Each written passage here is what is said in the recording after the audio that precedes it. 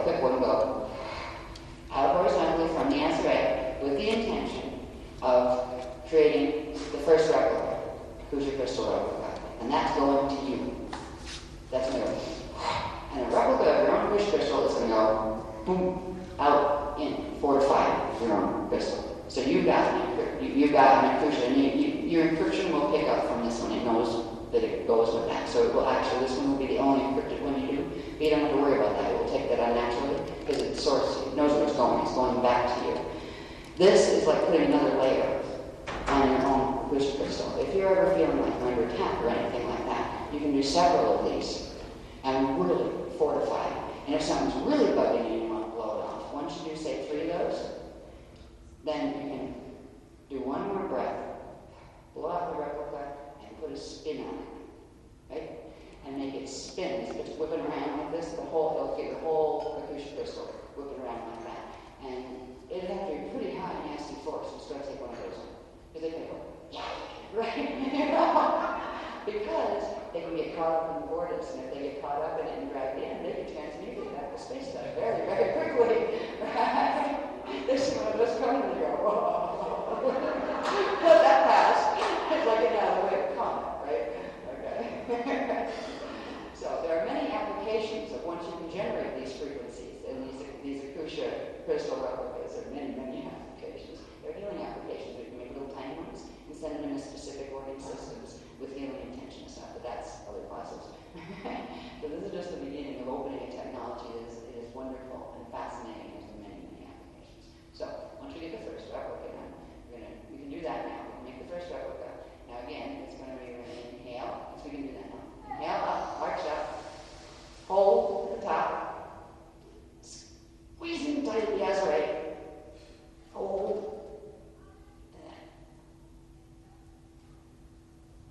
push out the acoustic crystal right around, right to the inside of your own acoustic crystal. And then just breathe nice and slow, gentle out. Just a little bit. And see if you can sense the amplification. Maybe once more to amplify again.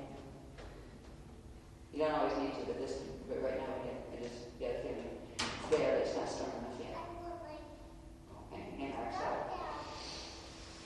Hold. Squeeze the ass right. Hold, build charge.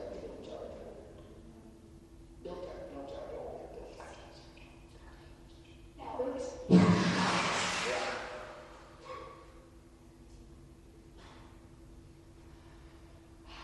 Relaxing. Slow our breath. There you go, that's good.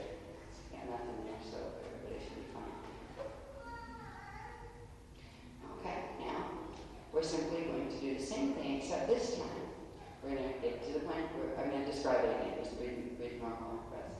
I'm going to bring the arcs out. I'm going to hold, building it at the outer right. Well, when it's time to release, instead of just pushing it outward into your own crystal, you're going to release, before release, at that final point where you're pulling in, getting ready to release, you're going to pull in one more, just a little bit tighter, and make it into a little tiny ball in your eyes, right?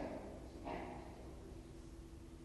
Then, at the release, you're going to go, and it's a movement like this. Your azurite is here, you got this little ball in your azurite, and it's going to go, boom, drop down to the fourth chakra, the astral axis, right? So I'm just not going to do it. But it's going to, that final squeeze that brings all that energy in, and then goes, and you're going to direct it with an energy cord to whatever it is you're aiming at.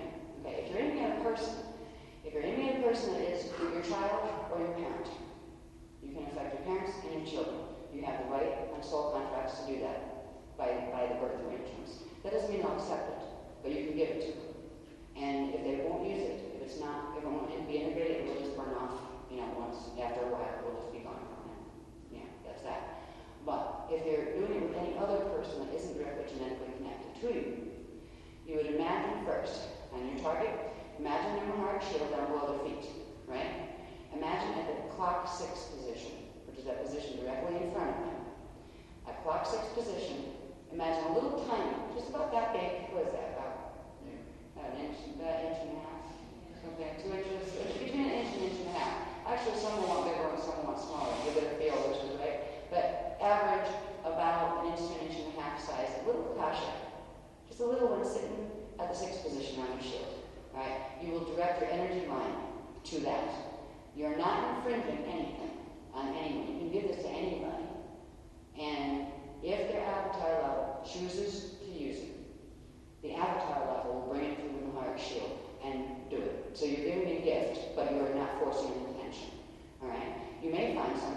go try to do it again, like say 3 days later with the same person, and you notice that this time when you did it, the thing got bigger. So now you got a bigger one, so they're collective. They're actually waiting. And that's the sign that if you see it grow the second time you try it, like to give that energy to a person or thing, and you don't do it like right in a row, you do it like give it 3 days. Yeah, give it 3 days before you try again.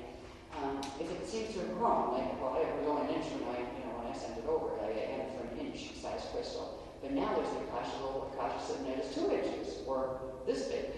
It's showing you where it wants to go. It's saying, yes, I'll take more frequency. So the avatar is saying, yes, please. And we appreciate the facilitation. But you do not give something you don't have to give.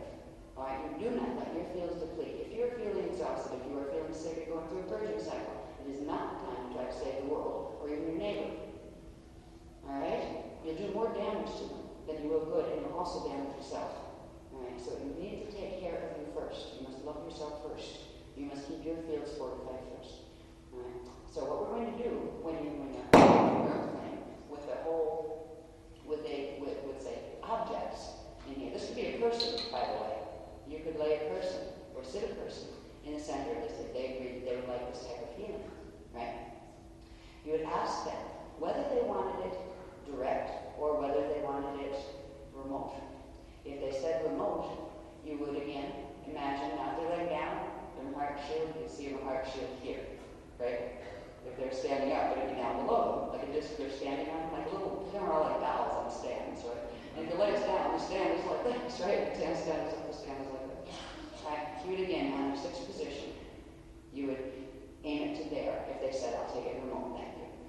If they feel comfortable enough with you or with a group of people, that, or they really feel they're scared and they really feel they need the support, you can go right to their Azrael.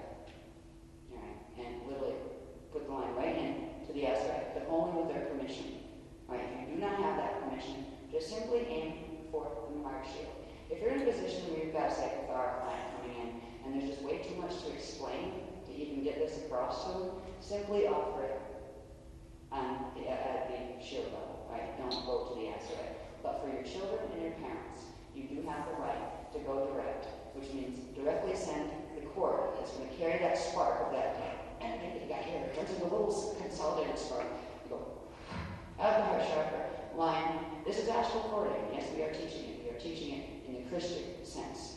And an astral cord, in the Christic sense, it is a way of sending energy and giving it, and then you release it. It is never ever left live and open. All right, it's not a cord that stays there. That you just go through those. All right, so because it's a misuse of energy to do that, and that's the other side tends to use the cord all over the place, and the cords, and implants, and anchors, and all those things. We don't do those.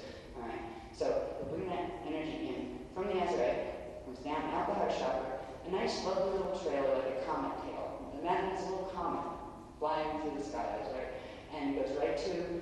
For this, we will use the Azrael, these crystals that come in with you, gave permission to have it direct. Now, if you're dealing with a bunch of objects on the floor, where is the Azrael? Just aim for the center of the shield. Alright? And this, you can aim for like the bottom of that big crystal in the center, right under it, not at its bottom, but right under it where it sits on the floor, a little bit beneath the floor. Alright? That would be a good point for that shield. You'll be able to feel these out, by the way. You're just like, no, there. But we're going to aim, say maybe an inch into the floor, under the center of that big crystal. And from that energy, we're going to create a little ball that's going to turn into an Akasha replica. But it's not going to turn into that until you get the energy over there. So it's going to work. And it's the exhale. You're going to leave the cord there until it goes, whoo, and opens up like a rock. It's going to go, and turn into an Akasha around whatever it is you projected at. It will turn into Akasha around the parameters of the shield. Like say right now the shield is about the size of, if you drew a circle around these full of objects, that would give you the size of the cluster shield that these objects represent. The Akasha would be that large. Alright, that would be its base form. And if you were one person charging all of this, that would still be its base form. But it would be a very thin, small thin layer of Akasha. The strides would be the same, but because there's so many people, this can be a very strong Akasha. But if you're only doing it singly, you have X amount of energy you're going to be able to pump into that, right?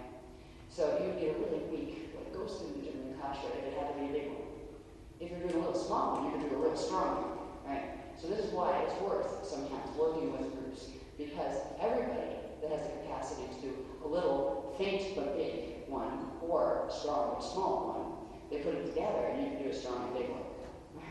So what we're going to do is send the energy, it's going to be the Akasha, from the Azurite down to the heart chakra, over on the comet trail, over to the center of the shield, down about an inch into the floor, under the big pistol, and then there's a pause that happens at the end.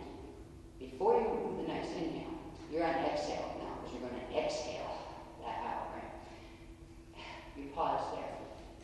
And in that pause, it's allowing the comet tail to finish, okay? Allowing the energy you generated that you are sending to finish. And sometimes you might find out that you might realize that your mind got distracted, because you might find this happening until you get used to doing this, where your thoughts start to run someplace, like, get back here, we're doing something. You know what I mean? We can talk about that later, right? Yeah. But if you find that, you may find your timing off, where it starts to open up in your field, as opposed to, oops, I forgot to get it over there, right? And it starts to, it's going to become another one for you, right? There's a certain point you can catch it before it attaches. Even if it starts to expand in and around you, we can catch it before it attaches to the others that you said to fortify your field, and you go, push it over, right? Where you still have a comet trail, and you get like a little spark, but now you got this bubble with it, right? There's a Akasha bubble with it. You can push it over and get it where it belongs. Yeah, even though it expanded, ideally you expanded from, goes from spark to expansion over there. But if you miss, and it starts to grow, you just, push it over and over.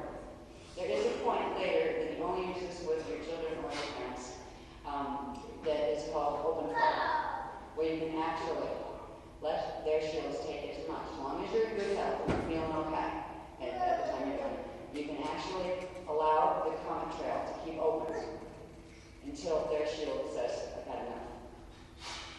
Other than that, and holding, if you're feeling well, and energize yourself. Okay? Other than that, you're supposed to control how much gift you're going to give. You're giving it. It's up to you how much you might want to give the universe. But you have to be realistic. How much can I give? How much attention can I give to this? And I sit here for 45 minutes and just go, probably not. If you want to do something else, this is showing you it's time to say this is enough, and that's where it's like a crimping effect. With this cord of energy, you send the spark over. What we're going to do, and in most cases do this, you'll send the spark over, it's into the shield, you just feel it a second or two on the exhale, and then crimp. Alright, that's plenty of energy. Your Akasha will go once it gets out there, and you don't have to still be corded to it. In fact, it's better you're not. Particularly if it's like objects or somebody that's not directly genetically connected to you. So you would crimp the cord, and it's funny because we'll go, and the part that's still connected to you will just roll back up and just back into your own energy. And then the thing will open up from there. You have to be careful with this a little bit, because if you happen to leave your cord, now we're going to get help here, so if anybody's going, oh, was that again something that I'm supposed to go, oh, right, did I do something wrong? Maybe I'm going to get this. No, we're under supervision right now. We're in training. We're replicating in training, under training. So if anybody doesn't, you're not going to get hurt. But what could happen is if you left your cord in there and open, while that expansion starts to take place there, anything that starts to burn off and transmute in the cow force that's in that thing can start to backward and follow your line back, which you don't want. Now, in most cases, it wouldn't even make it back your own line and transmute it before it got to you. But if you happen to be clearing a crystal or something or somebody with major field attachment that wants to mess with you, they can keep pushing more energy in to try to back run to you. So it's important to crimp. You give the gift, crimp, bring back, and let the gift go. Alright, that's giving without strings attached.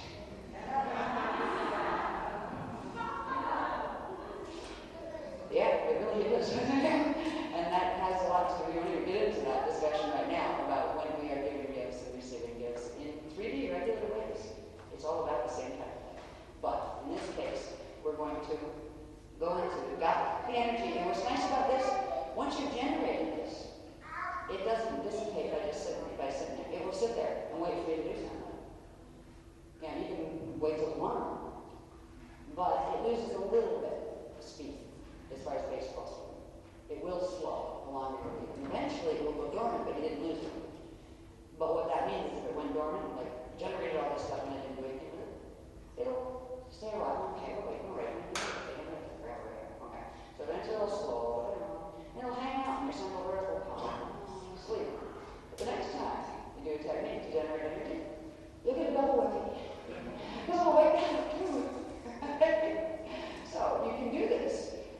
advisable to like only take what you need for the moment. And all of this has to do with learning etiquette as far as how to act in 3D too, but we're not going to talk about that right now. But when you generate this energy, don't generate it, don't take it unless you need it right then. Realize when you are in a Christian connected universe, in the eternal life, let's call it, it's not just Christian, it's Alatu, it's Buddhist, it's the whole, all of that. When you're with that frequency, it is limitless supply. It is replenishing supply. You don't have to worry about saving energy, hoarding it, holding it. You take what you need and leave the rest. Because tomorrow you can take what you need too. And when you start to do this energetically, it will start to affect how you look at life. Take what you need. Source gives it freely. But you don't have to keep some of it in and hold it. Take it and pass it on. And when you take something in, be it this way with energy, using energy techniques directly, or when you receive something, once you're done, and it's served you, which say it's energy or say it's a gift, and it really doesn't do anything for you anymore, pass on to somebody who will use something. When you let go of something, even if it's something, sometimes we get lessons in letting go of things, and it can be very hard. It can be people or objects or those kinds of cases, those kind of things. It creates a space inside the vacuum for you. It allows a space for source to come in and fill that void with something. But as long as you're holding and hoarding, there's no space for something new to come. So there's a whole lesson in learning to do this energetically. You can learn it the other way too. In this planet, they tend to have taught the other way, where you look at the outside bits. But if you don't understand the core stuff, this is the core stuff. This is what is really going on with energy. But this all applies to the outer stuff too. Okay, now, what we're going to do is we're going to group those cores once we get the energy over there. Get it there. Group the cores, boom, back. Let the Akashic bubble go. Then, you don't always have to do it, but it helps. You can choose, actually your favorite, in these situations you actually different this time. You can choose what tones you want to use. You can use sets of tones. You could use a particular prayer. You could use just intention, just simple breathing without any direct intention other than that. I release this gift in unconditional love. No strings attached. But at this point, when we're doing formal ceremony, this is where the important prayer will begin today. As you release the gift, you've given it, and bubble is building around you. It will first pop and open up, and then it will start to release. However, there's like a spark that we all left in there, or even one person was doing it. We left a spark, and the quantum of energy that is generated in that spark, it will take a bit as that processes out into the bubble until it gets to a certain level of strength. They'll get to a certain point where you'll be able to sense, all right, is that strong enough for the purpose that I've applied? Like if you're working with someone in a healing capacity, do they need a bit more strength of that bubble than the one they just have? If they do, you can run the process again. All right? We're not going to have to do that with this one because I don't know what they're going to have to do, but it's going to be intense. They're going to, let's say, if the quantum is a bit less, your generates is a bit less than what is needed for what Adam's going to take us into, they'll fill the difference. And the blood will fill the difference. So we have the Adonai line, we have the Eon line, we have the Eon line, and we have another group that are from the Akasha A level on the Adonai side online. Alright? And it's now feeling at some point we're going to get the ones on over on this one on the Eon side as well, from the Akasha A level. Alright, so they don't want the name yet released until we get to the workshop where they can release the whole lineage bit, so you see how to pronounce that name and why. Please don't call them the other one, right? Okay, but just know they're present. So, what we're going to do now, we have generated these frequencies in our central vertical column. Just kind of hang out there, stand halfway. Little energy units saying, we're conscious, we're here, yes, we're called. And bring the arms up again. And hold. Squeeze at the other end. And you're going to squeeze them more tight and pull it out into a ball, a little tiny spark. Hold it there for a minute so it pulls all of the energy that was generated. And then exhale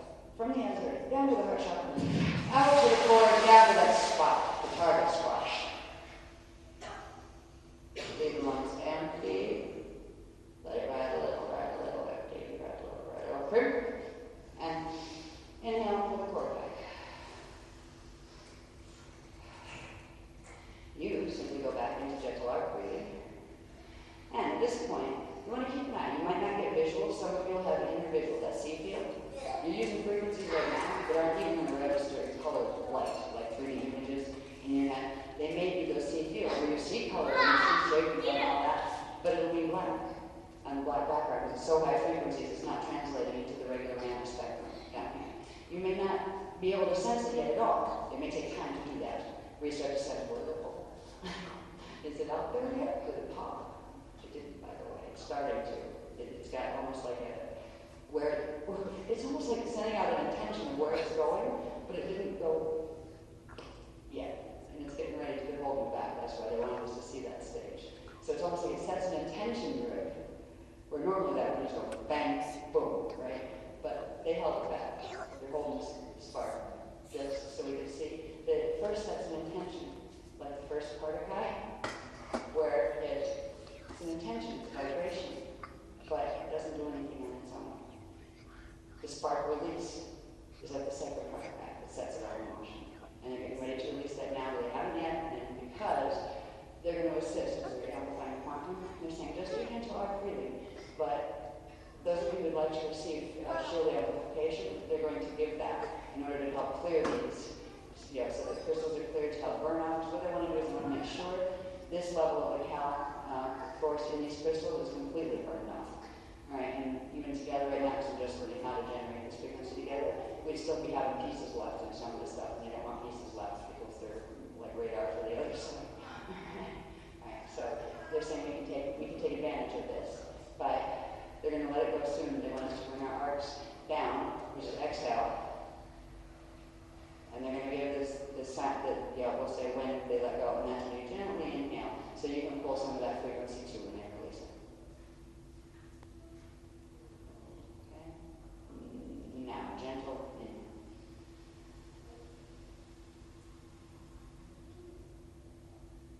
Hold through. And gentle exhale down to the Ethradon, bring our arcs down.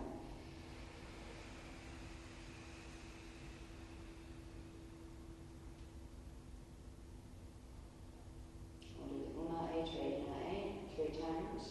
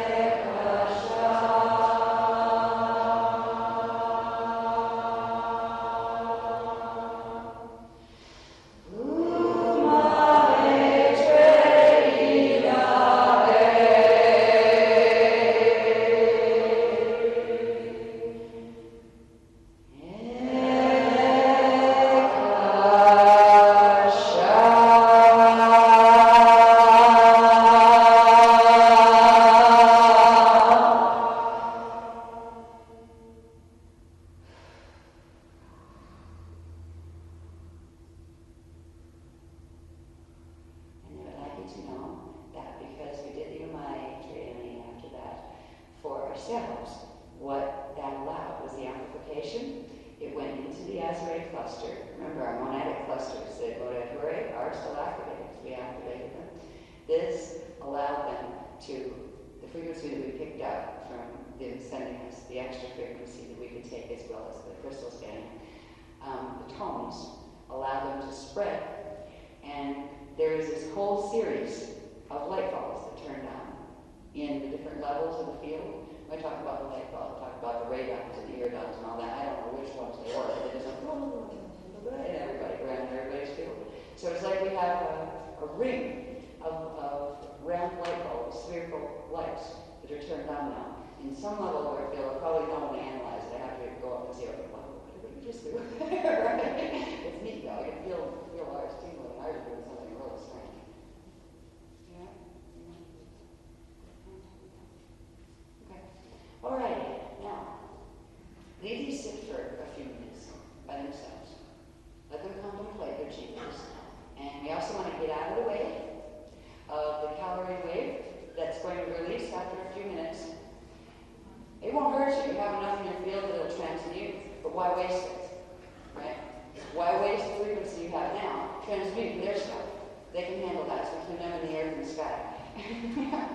So we'll go away, leave them there for a bit. And we can take a break because we just generated a lot of current. So you can go sit down or go woo or take a drink or whatever you feel you need. But let that stabilize in your fields for a bit before we go on. And as is going to, when he's ready, go into the next set of techniques. Thank you very much. That was really interesting. Because although we often mention that we have company and that, let's say, if we're doing a technique and we got a line wrong or something wrong, then the beloveds would iron out not to worry. As far as I can remember, this is the first time when we're going to be working with not just the Yami and the Adonai, but the Hatter groups, which would otherwise be called by the Anunnaki affiliation Hathor. So yes, Hatter. But somewhat more than that, it's become clear to us both that there have been certain things that have been a little different this trip. For example, apart from localized rubbish interference, people playing silly games, there hasn't been any of the preceding levels of larger scale interference coming in. And at first, in an innocent way, you were going, that's a nice change. It is, it has been, yeah. But then the penny started to drop, and that was the significance of the diplomacy and the significance of not just our role, but the roles of the negotiations going on, that our presence here has been more heavily closed than it's ever been before. And that actually means that those groups who have an antipathetic interest in why we're here and what we're doing have not been aware about being here and what we're doing until we started to pick up a few mementos. Now, there's no fault or anything wrong in this. It's just that these things are themselves in a relatively unawake state. Right? They're in a passive mode. But when they are actually brought into direct contact with fields that are as relatively activated as refined as yours, they respond to your fields. But the thing is that it isn't only the Christos-aligned aspects of their own template that activates in response to you. All of what they are responding, their entire template responds to you. Which means that they start to transmit frequency to and with places that they might willingly call home or reluctantly call home, but whatever. What we have done is we've collected a whole pile of transmitting beacons.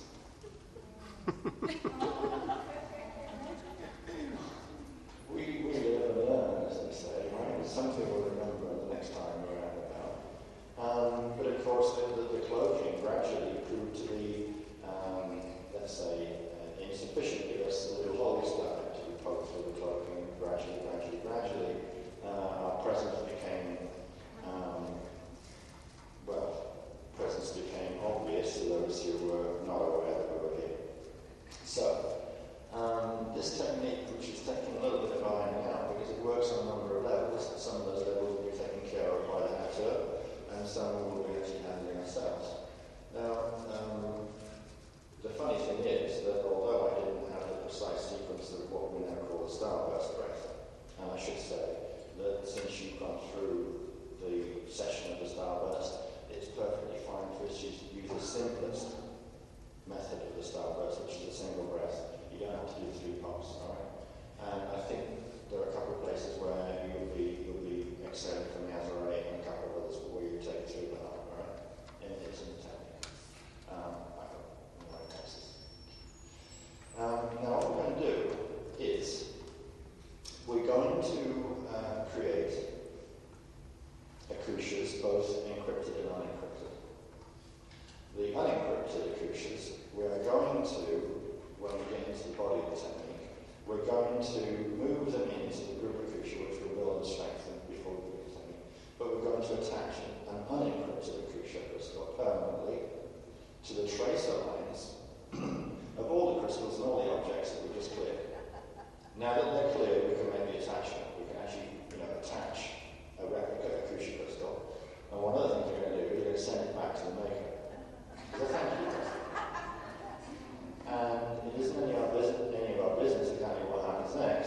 But when these things write back on rainbow arcs, okay, they will be transmuting what they approach and transmuting their point of origin. In other words, the links to here, this road, this cache, and everything else will burn off as they move forward, right? And they'll just go and they'll go and they'll go and they'll go until they arrive at the destination. And I don't want to say anything more about what happens after that because it's a bit, isn't it? It's a bit sniffy. That's not cool if I'm being serious. It's not cool. You don't worry about that because we get you off with the cache replicas. And if it doesn't resonate and if it causes little localized sort of burnouts, explosions, and little clashes and things, well, that's only because those things are inorganic and they can't cope with what they're offering. And that's no different from what happens during a cell activation cycle. It's a total lack of resonance, so poof. So we'll move on from that. Then another thing we're going to do, this is all within the same sequence of steps, is we're going to bring our Rachelet bodies out. Okay? We're actually going to provide them with an encrypted Akusha replica. They are going to ride any rainbow arc that is not connected with any of the objects, so there'll be 3 rainbow arcs available within the large group Akusha, right?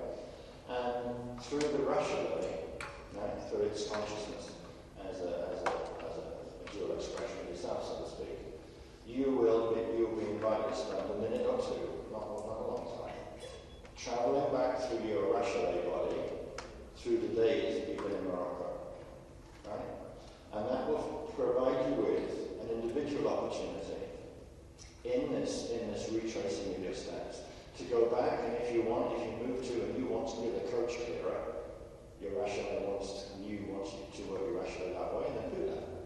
Right? If you want to go back to the point in which you had a bad exchange with a trader and you felt that you were being a bit hard on the guy or whatever, you can go and heal that little bit. And you may discover that the reason why that you had that exchange with a trader was in fact karmic. And through that awareness, your Rachelet can resolve the karmic connection between the pair of you. Right? You can go to a person whose feels resonated with you. Right? And with using the fully encrypted Akusha, right, which is a powerful protection, these guys will be spinning as well. If you carry that back through the Rachelet Akusha to that person, you recreate the meter through the Rachelet, not through yourself, to the Rachelet. If in doing this, with the intention of the technique will create, because there are certain commands that we're going to use anyway as well.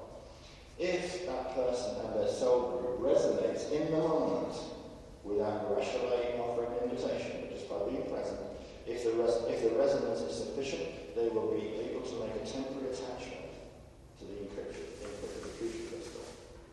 Right? And those will be brought back momentarily into the large Akusha, right, where the final breath will offer, share, healing, hosting, whatever other connection can be facilitated from a loving perspective.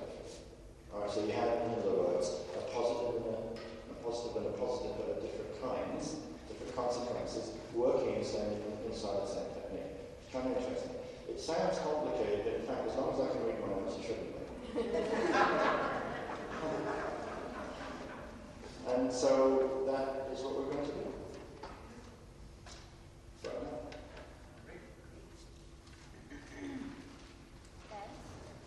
Is somebody missing here? Is that going to be a problem?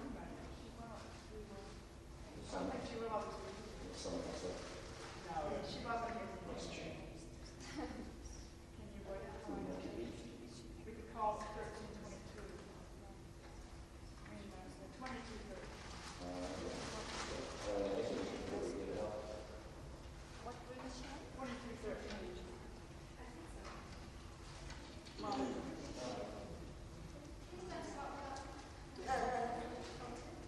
I will. You won't mind if I just read through the technique before we do it, yeah? Okay, thanks. Now, for the purposes of the people that see this as a DVD in the future, the preparation for working with this, there are a couple of important provisos. First of all, I regard this technique as it stands right now with what we understand and with the protected tools we have available. I I would not suggest this is ever done individually, only in a group situation. Now, look, we're going to take things out into wherever. We're going to allow a resonance with the albeit the encrypted acoustic, and we're going to bring it back and breathe into it and facilitate whatever shifts, changes, or anything else in the moment can occur. I would not recommend anybody attempt to do that on their own. I have no idea what the field strength of an individual is. I do have an idea what kind of field strength we've got here right now. I don't lack in confidence for the fact that it's going to be safe. And so I'm saying publicly, don't do this on your own. Don't think you can do it with just 2 or 3 people either. I would not recommend it. But a bigger group, a dozen people or more, who are very, very up to date with all of the techniques and do practice in the way that they should on a daily basis, then okay, fine, you can move to do it. But a dozen or more people is the minimum I say right now.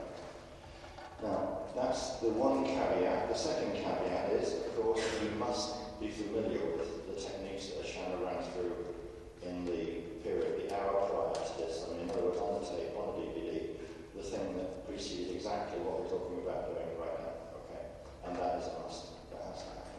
Of course, if you're going to approach it in other times, some other place, then all of the current techniques that are being recommended, including the dial-up in its current or extended future form, must also always be done. Okay? Now, I'll just do the run-through on what this consists of.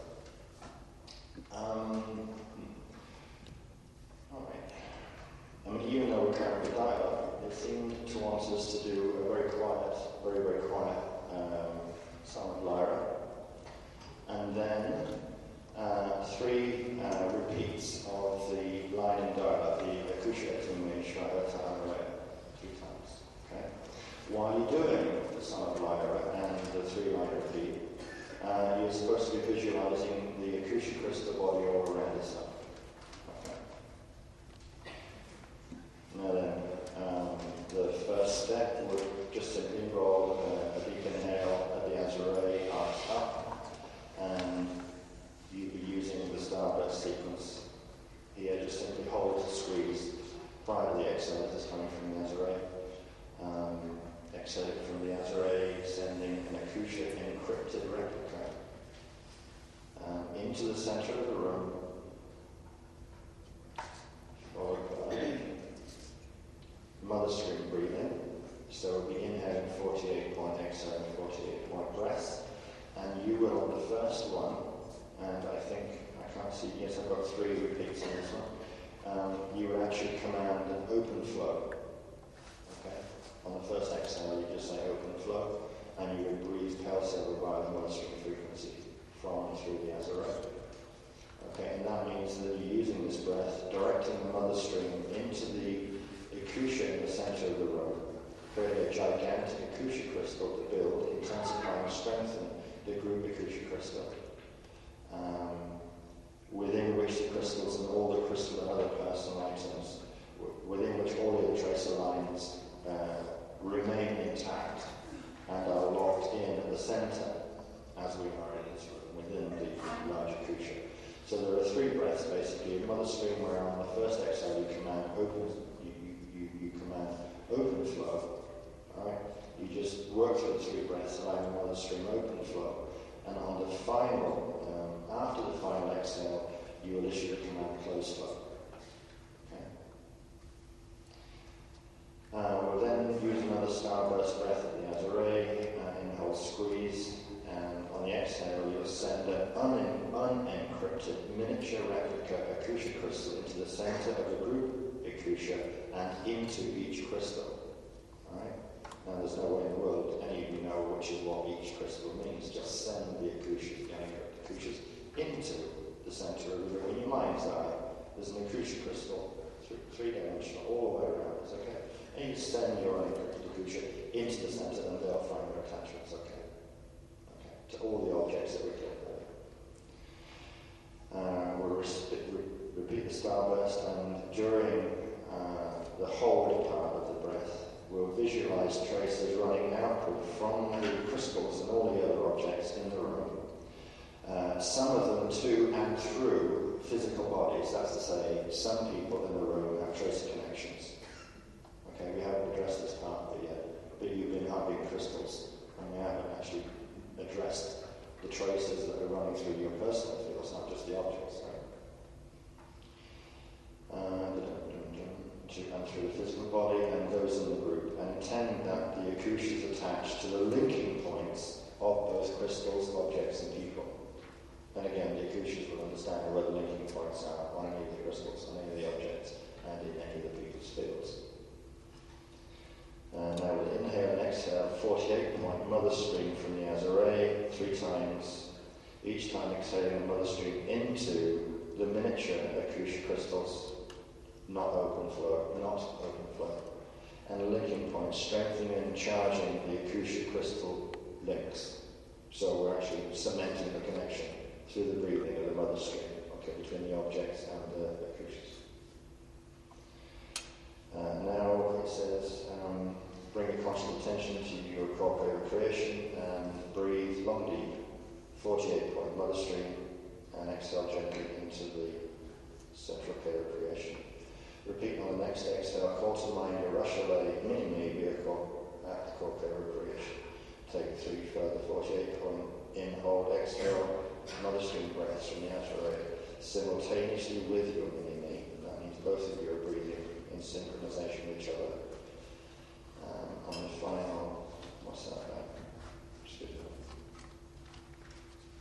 Okay, having completed that cycle of 3 48-point mother breaths, the next breath is a single starburst breath, which is taken in synchronization with your Rashalay self, intending that the Rashalay creates an encrypted akush crystal body. Okay. Having done that, we will take another starburst, and on the exhale, that will be an exhale from the outer way through the heart center, and simultaneously move the Rashalay and the akush crystal. Sorry, excuse me.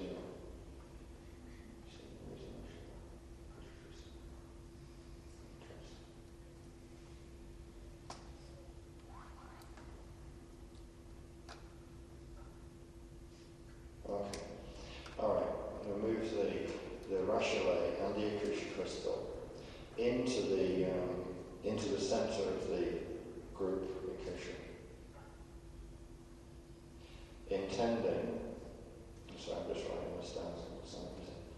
Intending that no crystal or personal tracer line, that's to say each crystal has a tracer line, each person, sorry, not every person here, but some people have tracer lines. Intending that no crystal, object, or personal tracer is left without a Rashalay guardian akusha next to the unencrypted akusha attached to tracers earlier. So we've attached the akusha tracer to the tracers earlier, right? What we're doing now is putting a Rashalay with a strengthened encrypted akusha crystal into the group akusha, right? Because they're going to ride the rainbow arcs in a different way. And they will actually operate as guardians with encrypted akushas. Now 3 48-point arc breaths, each exhale at the center of the group, akasha, into the Rashalay self, and all you're doing this breathing on your own, and all akusha crystals. Then breathe easy. And then together, you and your Rashalay self will say the divine love affirmation that is part of the songs that were given out earlier. And that's one you'll need his copy, so I'll go and left one in the hotel room. But I have it noted here, so I can say it if you want. If you have your own copy, you can read from it. But for those of you who don't have a copy, I can read it for you, and you can repeat it.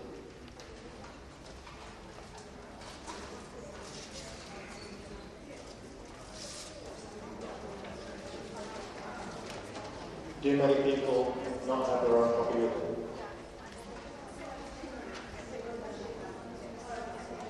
No, not many.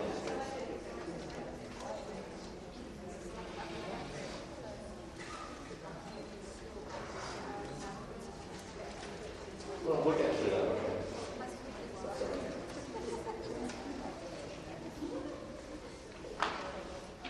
So after we've done that, we will then prepare to run the the traces and their point to their points of origin, you and the Rachelet will take a simultaneous starburst breath, activating all the unencrypted acoustic in, it says here, a great burst of heliotallic rainbow frequency, generating these rainbow arcs of frequency.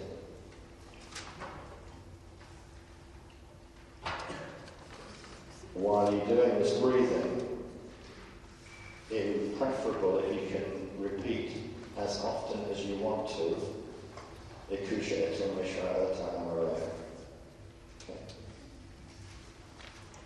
And you and your Rachelet now do the starburst, directing it in. That's you doing the starburst, directing it from the Azure through the heart center into the unencrypted Ikushas attached to the crystals, all of the other objects, and all the tracer lines that are carrying them. But you're putting a spin on these Ikushas, the unencrypted Ikushas that are being attached to the crystals and the objects and the personal tracer lines. The breath is going to set them spinning. Okay. Any particular direction? Funny? Clockwise or anti-clockwise? I think clockwise is the way to do it.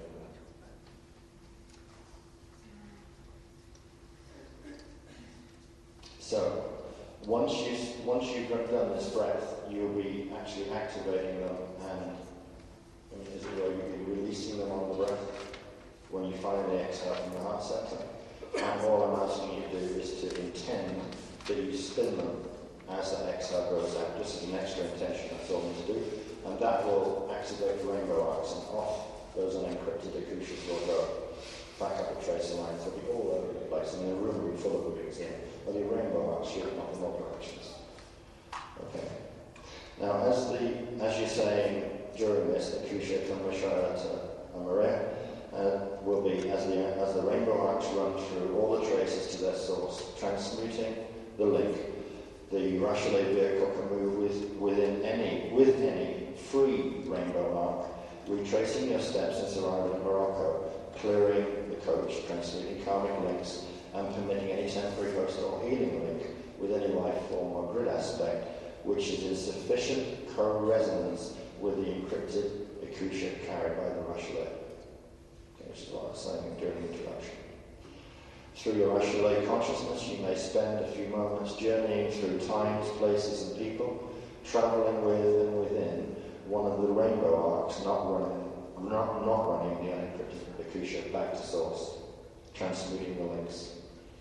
So you'll be given just a minute to through your Rachelet self, ride a rainbow arc back through time and space that you consciously are aware that you occupy since you came here. All right, doing the things that I was pointing out that you can do. All right, allowing all the time that the principle of co-resonance when the encrypted Akusha is working, and you don't project any mental preferences, favors, thoughts onto anybody. Just allow that. Just journey with it. Just take it back in time. Although you are taking it places where you have some mental impression of where you'd like to go, don't involve yourself in pushing decisions and motivation. Right?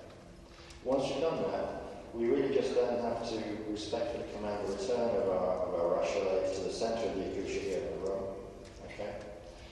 We'll then use a final starburst breath from the Azure and heart throughout the entire group of Akusha, and all related life form connections which have returned temporarily in resonance with the encrypted Akushas of your Rachelets. You only direct this final starburst from the Azure through the heart and into the center point of the Akusha in the room. And as the balls of frequency meet in the room, that's your individual ones will all be sent from the heart into the center, right?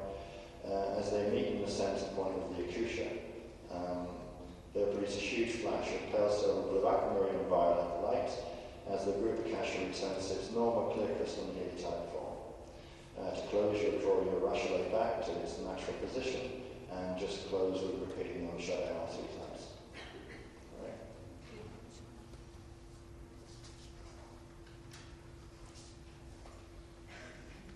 Apart from the direction spin, we have a question. Just our sense circumstances. Well, some degree of co-resonance between two sets of fields, right? So it's not embarrassment to say that you choose a roaster your shields were compromised by as a result of the fact that you're on commission by one of the guardian races, right? To go in and assist in a mini reseeding exercise, right? Where that means, as people have said before, I have no interest in being cruel in any way, but it means that you sleep with the enemy. Sometimes the simplest example to give. You accept a commission. I mean, if you think about 950 billion years and the kind of things that we've been up to, there have been times in which we've allowed our own templates to be compromised. And we've done that knowingly. And we've done it in the belief that when we get to the end of the sequence, we have enough of what we need to get out of here, right? Which means that we can override, reverse field, all the things we need to do to the shield. But temporarily, bearing in mind that a considerable number of our components are inclined to frequencies and resonances that belong with people who are working very much against us. It's natural, easy, that there is something that exists between, let's say, a crystal and a person, where a historic association between the point of origin and the present person just do that. And that's how it happens. It's not like an implant or any of that thing. It's just simply field resonance, where one thing triggers the other. So the new crystal comes into your possession because of the frequencies in your field, you activate the crystal, right? And then that means all of it becomes charged with frequency and it gets busy, right? So the resonances that are occurring between what we call a person and a field and a thing, right, contain varying proportions of, let's say, positive and negative energy, right? And it's the negative correspondences in the sense of forward and right, that can actually anchor a connection. So that not only does the object have a tracer back to its point, but it actually finds a sympathy momentarily with a field that resonates with it too. And that's how the tracer can pass through. I mean, any crystal will work in the same way. I mean, any object that's charged by a person that's running a reasonable amount of reverse frequency. I mean, you can go to any of the New Age stores in England. I mean, when we went to Glastonbury, I didn't want anyone to go to the store and buy anything. You know, I've met people who've gone downtown and bought an innocuous-looking medallion, like a smiley face or a crescent moon or something. And I've actually observed and I've actually worked with a person, on one occasion, that was possessed within 2 hours, came back, completely different person. And we just completely, the change was unbelievable. And everybody that was in this location is a big spiritual center. Everybody ran to their rooms, so I ran away after with this bloke. I mean, I didn't know then why they did that, but now perhaps I do. But I mean, these things are real, all right? They're really real. And it doesn't have anything to do with anybody being higher or lower or succeeding or failing. It's just the properties and principles of how energy works. So a simple title gives me this addition to generate that. A simple what? Like the what? Simple touch. Hello. No, not really. No, not really. But I will answer in another way. Because people have asked me this question in private. People, as they've grown their work, have realised that their current partner, whilst not being in sympathy with what they enthusiastically support, say, I'm beginning to wonder if my partner is not affiliated with, right? And the answer is, you can't be too specific because you don't know how strong the shields are resonating, but if you sleep with a partner a dozen or a couple of dozen times, for example, then that will start to affect your own shield. Okay? And then you would take me into stuff I can't really talk about it to understand it, but then it has to do with the relative shield strength, it has to do with the chakra coupling, it has to do with a whole bunch of stuff. You know, which is the more dominant of the pair. And that means that the exchange will actually provide transfers of codes that represent the shield affiliation. So it would depend on, if we had a first conversation, I wouldn't know how strong your shield was in terms of your partner's shield. So I wouldn't be able to say it will take 6 months or 6 days, depending on the activity levels, you know? But that's how it is.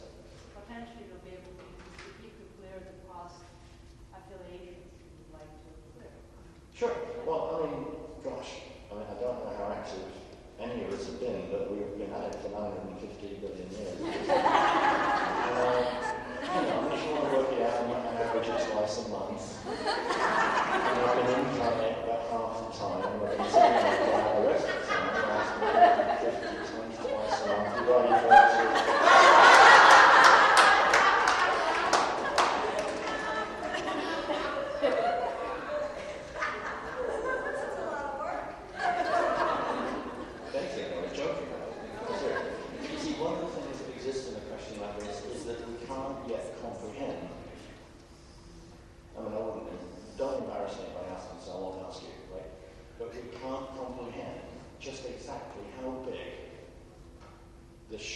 The shield composition is in a 15-dimensional system. I mean, to try and understand how big our shields are within our immediate family line, anatomical family line, is so vast, all right? Maybe you can express it in terms of, well, there are 22,000, 26 or something. 22,000 some hundred sounds like a lot, but hardly, but I mean, there's more to it than that, right? The shields are absolutely huge. And for us to actually be in a position where the summary ratio that Ash is working with at the moment, which is talking about 60-40 crystics, 60% crystics is anti, but the component of that 60% is not activated yet, and that's a correspondence to our anatomy, and that's a string or a strand of stuff that she's working on, and that comes in bits, and it's like a bit hobbly, kind of a chunk comes in the space and time, and another chunk comes in the end, it all kind of gets come back. But the shield of this is huge, right? So we could have been seriously naughty for a lot of those 950 billion years and still be pretty cool people. Well, we wouldn't be here with our otherwise. Right, can we go with the technique now? About the future, like next week or when we're coming in contact, timeline probabilities, is there contracts made something possible? We can clear going forward since time is on the Are you really a client in the audience to do that? You give one. You're already explained that tonight. What was your question? I'll answer you if I can. You said these courts go out to past traces we possibly picked up. No, I didn't say that. I don't think I said that. I don't think I did. I was referring to coding, right, between. I was giving examples of how components of the person's shields and subsequently, over a period of time, the templates can be compromised by coding mechanisms and measuring in a way where people can relate to it really easily, where two shields come together through physical component, coding occurs. That's what I'm talking about. I'm talking about how the chakras open in certain circumstances, elements of them, and then you're into the whole business about relative shield strength that relate to the chakras that correspond to those that are activated when we're doing anchor-backing. Right? Other kinds of coding will happen in other kinds of ways in other chakras. Right? If you immerse yourself repeatedly in distorted spiritual teachings, and you undertook certain personal practices, then the coding would exist not with another person, but with the objectified source that stands behind the material that you studied, not just for a couple of years in this body, but over periods of time. The same thing will occur. Right? I've been asked questions of a similar kind before that correspond more to the answer I gave to art, and it has to do with, let's say, solo self-entertainment. And the answer is, for the very same reason I gave you about the intellectual, that ultimately a coding is affected between the origin that stands behind the objectification. You know? The frequency signature will eventually accrete until it's strong enough for coding to be affected in that tiny fraction. And we're talking tiny fractions of the personal shield. But if then they accrete over some part of this 950 billion years, then they can become a problem. All right? I don't know how you made me feel better, but I do. Right. Let's rock and roll.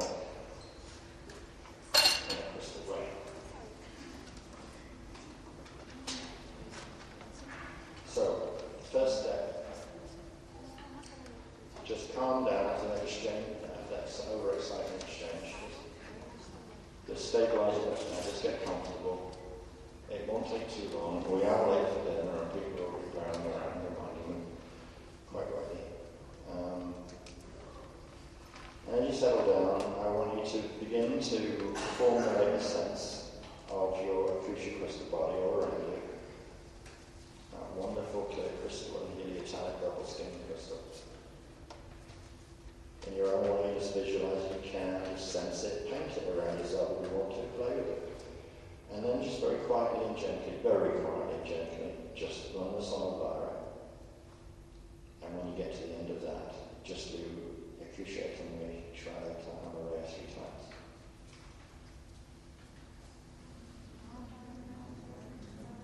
No, just very well.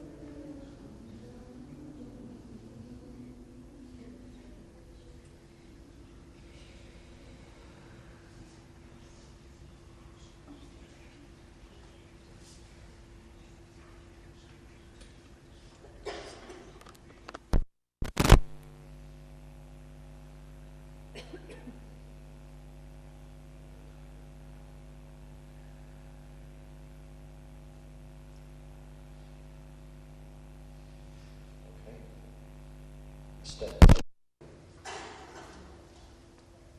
in your own time, use one simple starburst breath. And on the exhale, use the heart center as the exit point. Okay. That's inhale, heart center. Squeeze, hold. And the exhale, breath down through the azare, out the heart center, send a little spear.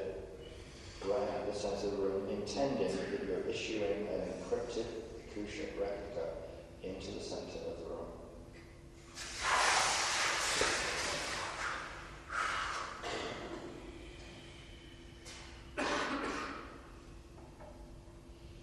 Now you're going to use a cycle of 3 48-point mother stream breaths, breathing from the azare.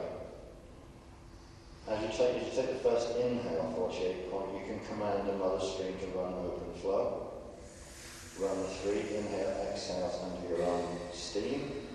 On the final exhale, command the mother stream to close flow.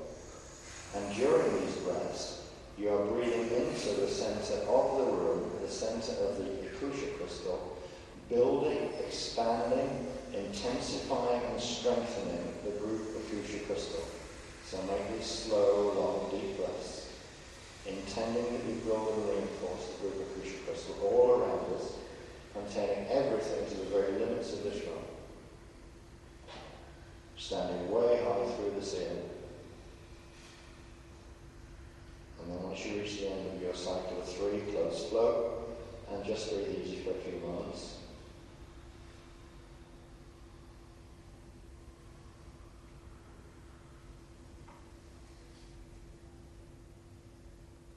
Now, working within the group acoustic, which is fully encrypted with a combined group shield, we can now safely utilize one starburst breath, okay, which will be to issue an unencrypted miniature replica acoustic crystal.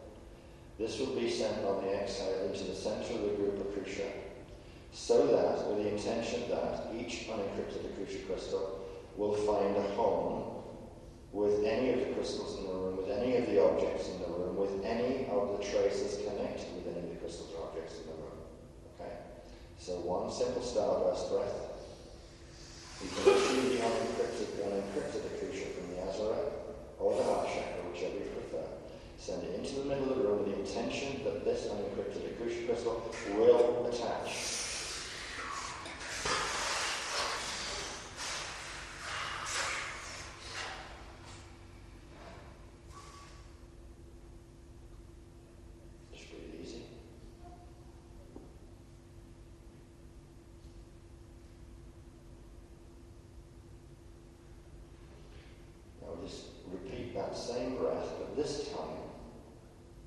want you to issue the intention on the exhale that you're reinforcing the connection between the Akusha crystal, the unencrypted one that you just issued, that you're going to reinforce and build frequency in the connection between the Akusha crystal and the traces that are running outward from a crystal, an object, or a person in the room.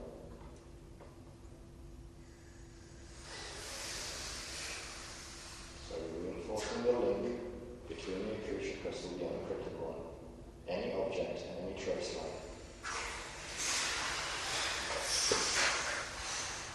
Just breathe easy once you've completed that.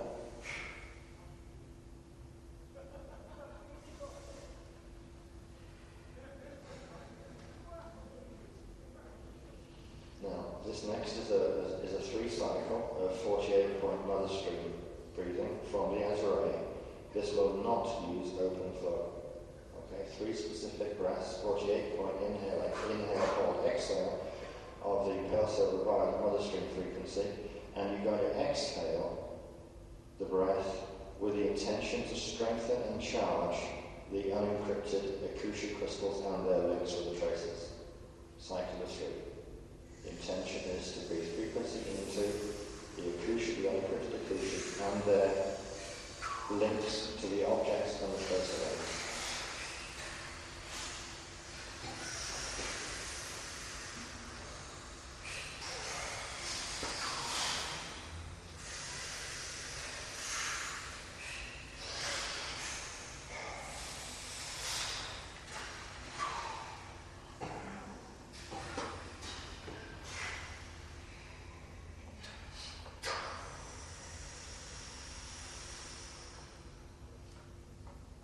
Just breathe easy for a moment.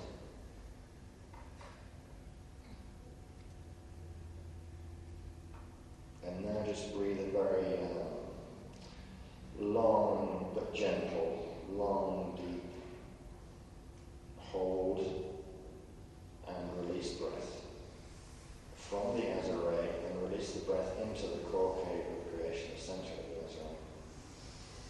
Do it in a long, graceful, deep but gentle way.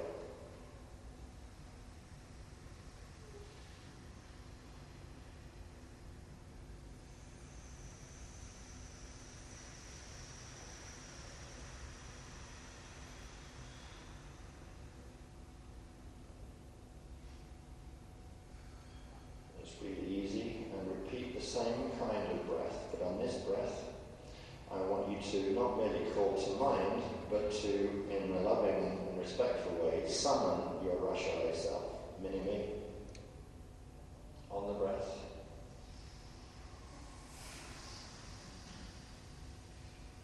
Bring that forward from the core cave of creation, on the breath. Exhale gently, slowly.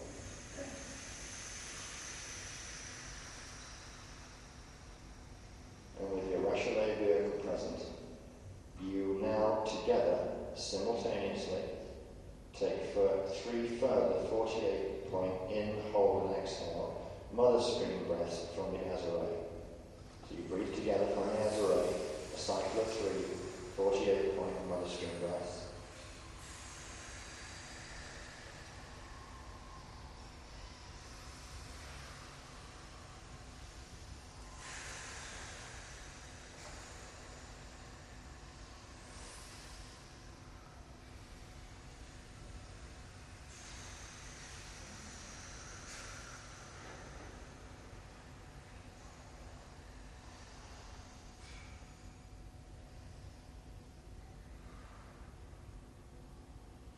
I think this is step 6, but anyway, the next step is, again, breathing simultaneously, but you and your Rashalay self are going to breathe a starburst breath. You will breathe only from the Azarei, necessarily use the heart center, and what you're going to do is you're effectively going to assist your Rashalay to create a very powerful, fully encrypted Akusha crystal body, a replica crystal body. So take one starburst breath. Visualize the Rashalay fully breathing with you. It gets its responsibility to produce this encrypted Akusha crystal body, but you're going to assist it.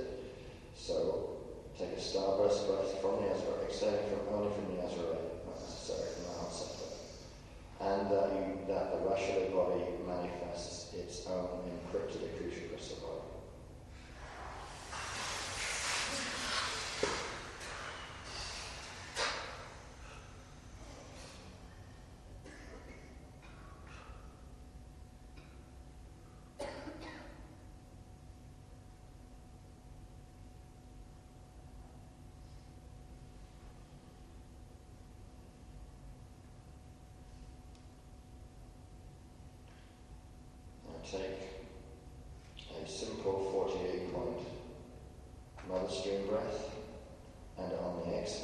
respectfully command your Rashalay to move into the center of the group Akusha.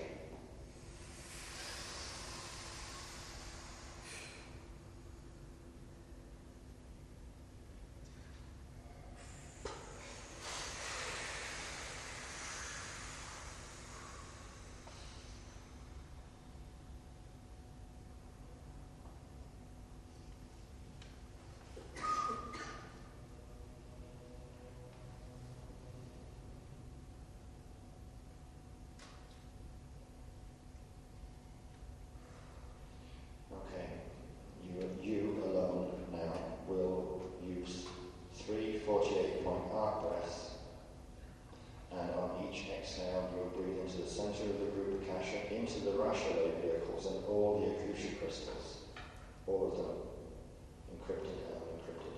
So just breathe into the Akusha crystal, the group Akusha crystal, intending that you're breathing into each of those stones. Into the center of the Akusha, into the Rashalays, and all of the Akusha crystals.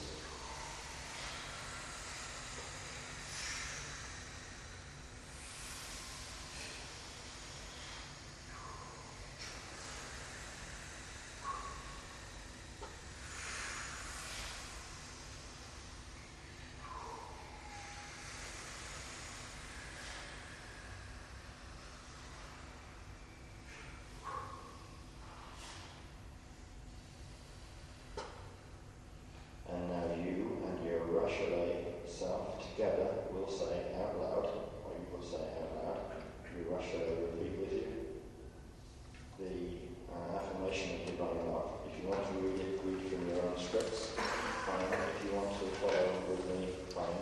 I'll do my best to get the sounds correct. Okay, so we'll go right there then. Abin, Adoro, Enase, Ya Neste Glory. Esta Jawan Ruspare Re Ventore Inside.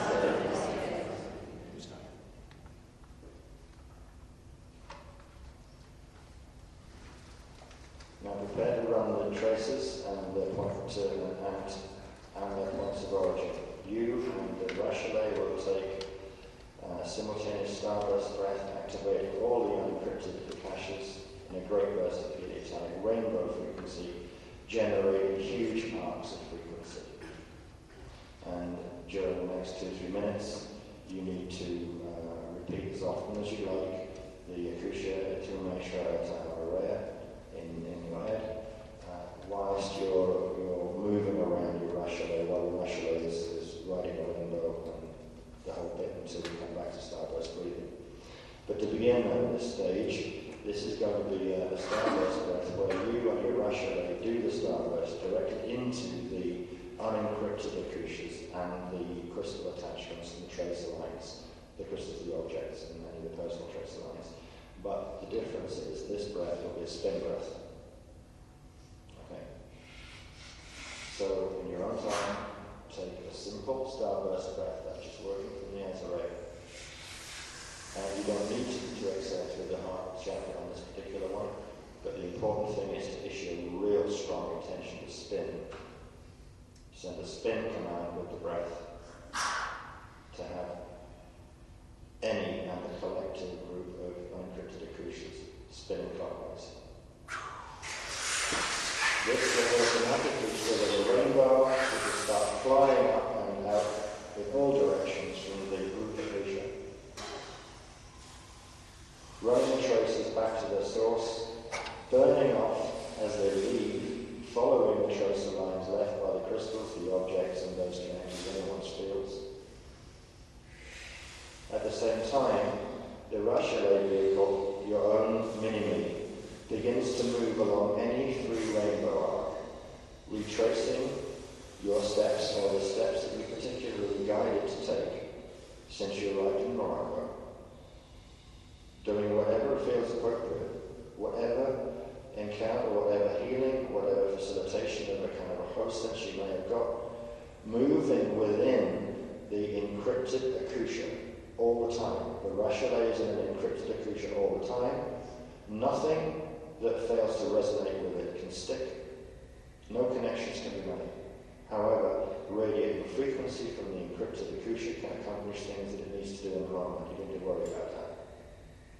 But go now on a journey. Let your consciousness ride with your Rachelet for a brief time. You can operate as an authority, sending the Rachelet where you want to go, or you can work a little bit more with your Rachelet depending on your developed relationship with it.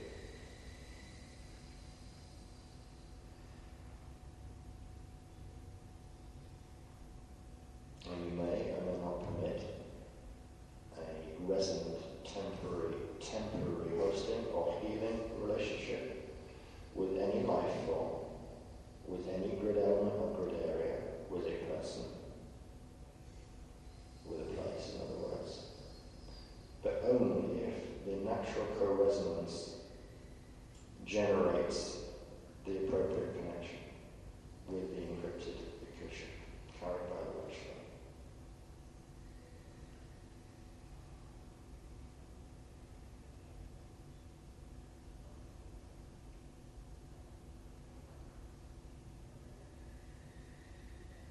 Meanwhile, the unencrypted accoutrements have all left the group accoutrement.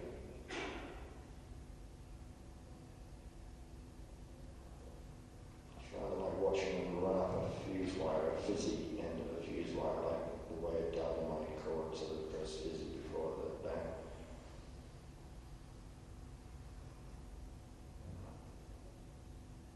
Of course, your Rachelet is not moving much faster and more freely than we tend to think our consciousness can from a 3D body perspective. So, in a few more seconds, I shall ask you to respectfully command the return of your Rachelet to the center of the accoutrement here in this room.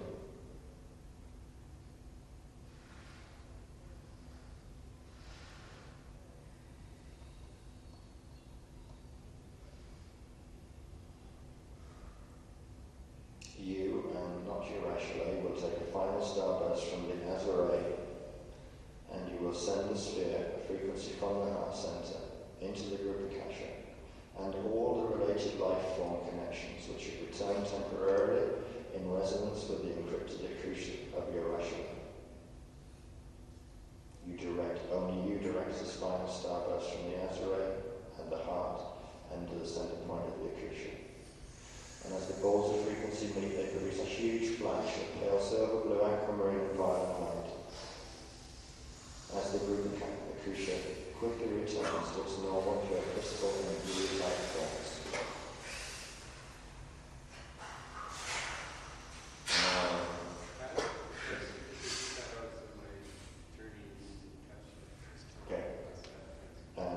What that was about was that this is the final starburst breath that only you take.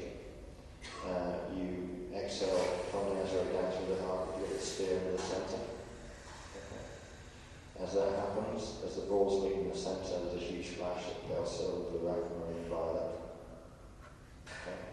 As the group Akasha then immediately returns to its normal clear crystal into the type. Okay.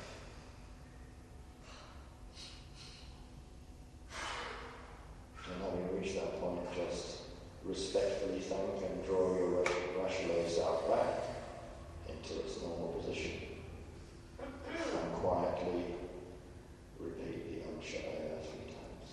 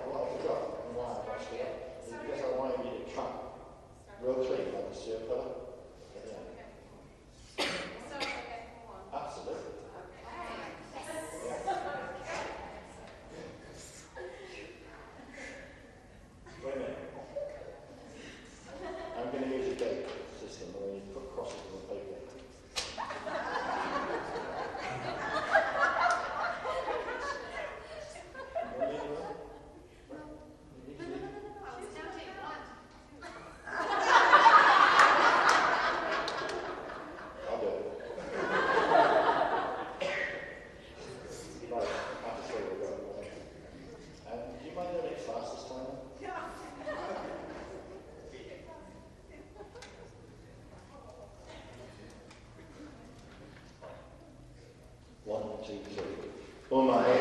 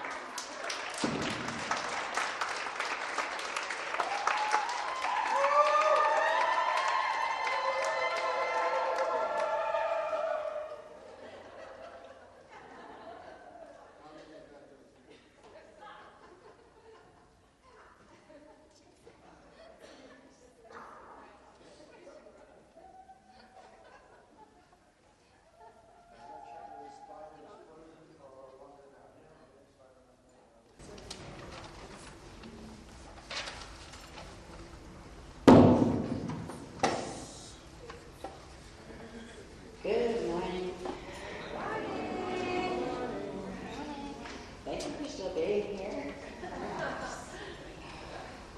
It's one of those mornings, nights, whatever you want to call it, that I put in my notice.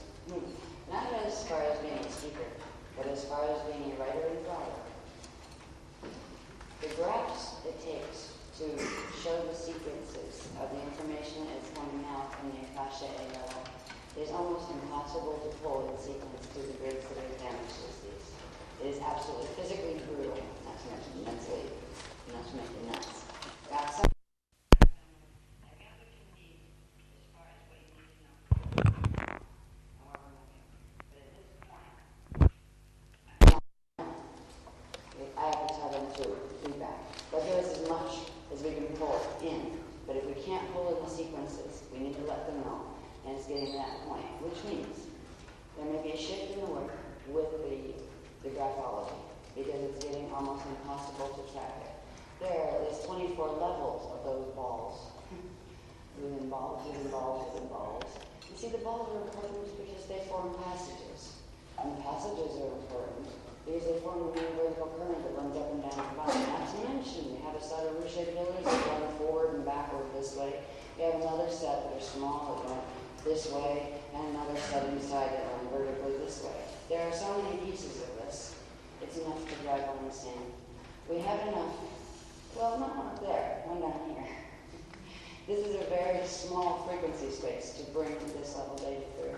Maybe in 5 years, I can tell this story completely and show you pictures and all of that. I can show you some pictures. I can remind you of the sequence of things that's most important to remember as far as where the balls are connected to what. It's connected to us, and we're doing what we've learned so fast in the last 2-year period. Going through crystal body, going through arcs, from arcs to pillars to crystal bodies of many levels. It's at this point getting really difficult to keep track of the anatomy. You know, just leave like even in drawings and like what piece connects to what and I do what with which. You know, right now they're focusing on technique, getting us into techniques. So we begin to do the full activations. The activations we began today. By the end of, I'm going to do a quick run through, and I'm going to have to make it quick because the most important stuff that's frustrating me so much now. If I hear a growl in the astral, it's me, and I'm like, oh, I can't stand this. Just to get to the point where I can make the points that need to be made. There's like 20 million pages of stuff that has to get there first before it makes any sense. But you guys know enough now, we have pulled enough now, where you know general patterns of things, you know the most important pieces of the anatomy of your cells, of the planet, of the solar system, of the galaxy, how it connects to the first particle, which is the part we just got in recently. Alright, I'm going to run through the basic, where we were yesterday, take us down through really fast the pieces of most significance, and get us back to where we can understand the passages. Because the passages are what we're opening, and the passages have to do with the etheric passages that are in the central vertical column. These passages connect and run through when their seals are open. They run through what are called the 7 veils.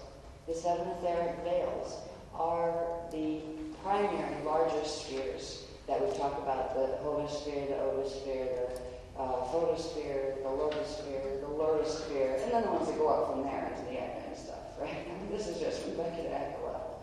But what we're doing are these 7 etheric seals are opening to release the 7 veils. We have been doing this progressively with the Ethradon awakenings. And the last one and this is like for Pillar 1, so these are going to go, once you fire the first one, this is going to go on autopilot from now until Starburst, the last Starburst, Starburst 12, and then the whole thing is open.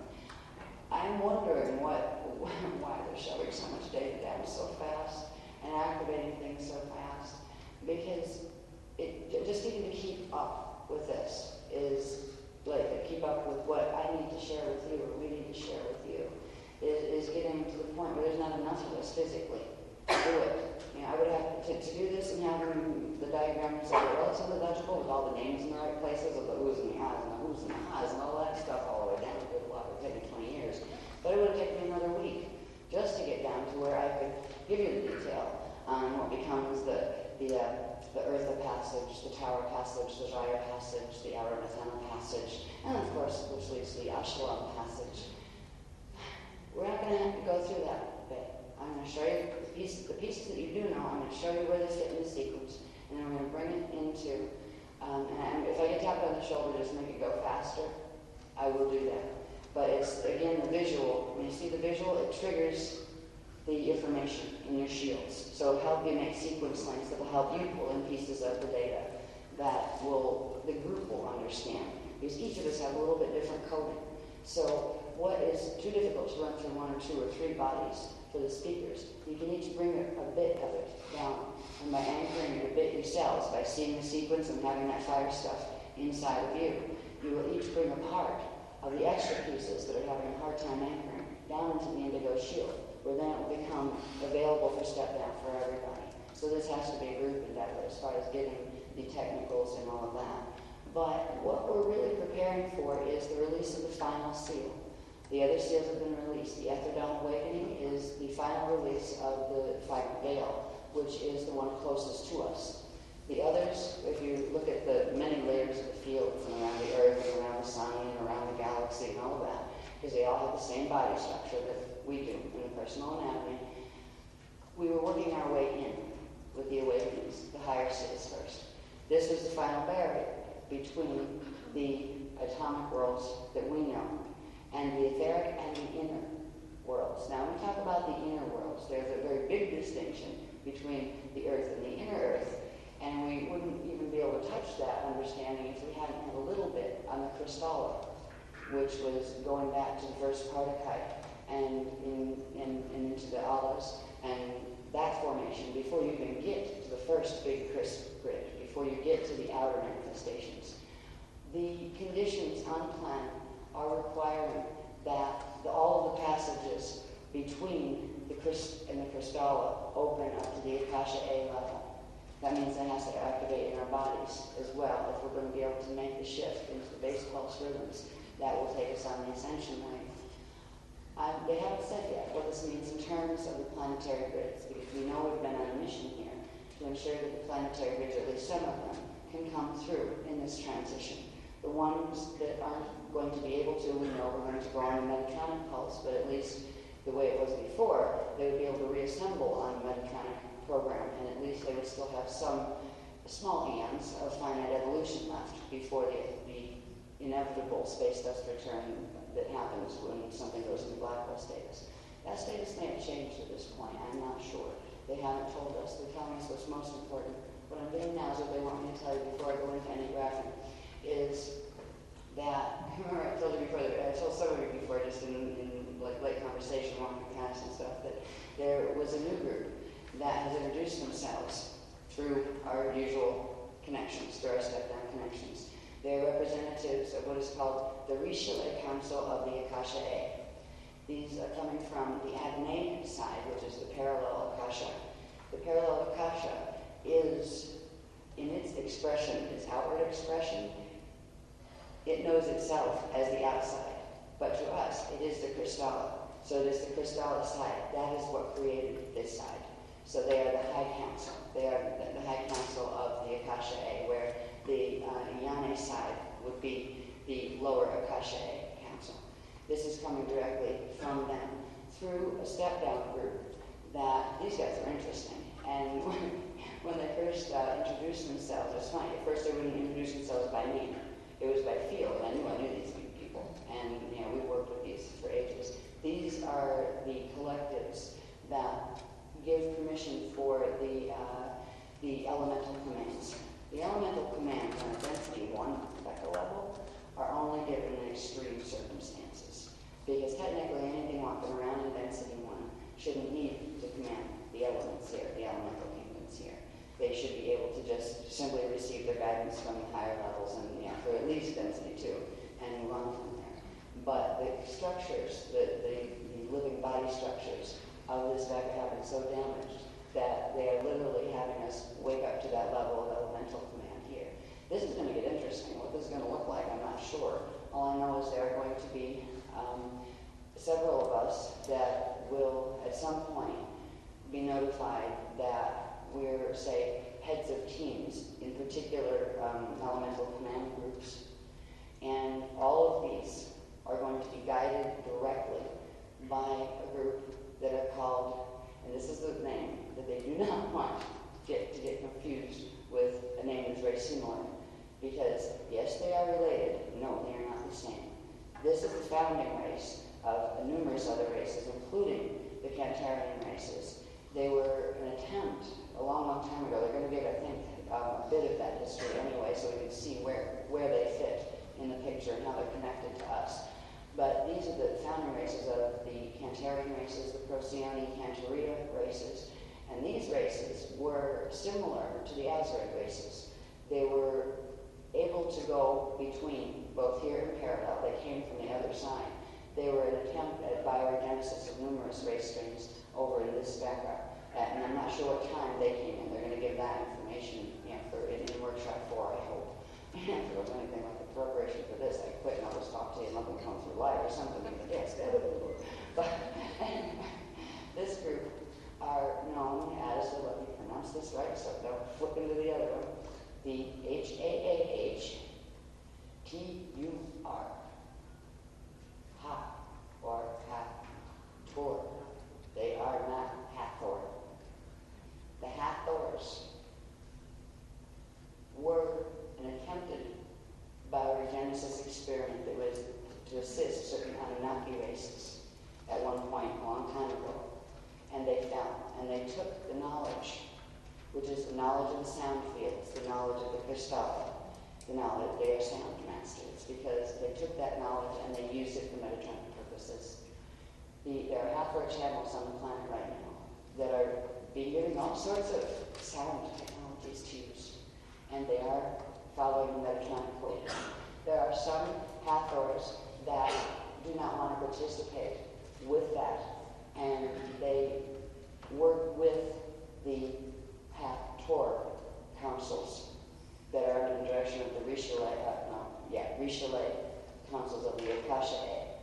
But they have no permission whatsoever to contact humans or anyone down here, because they are a fallen race, and they are getting biogenesis hosted out. So you will not be contacted by a Hathor, and if you ever are, it's not somebody to talk to. And just know this, because they will try.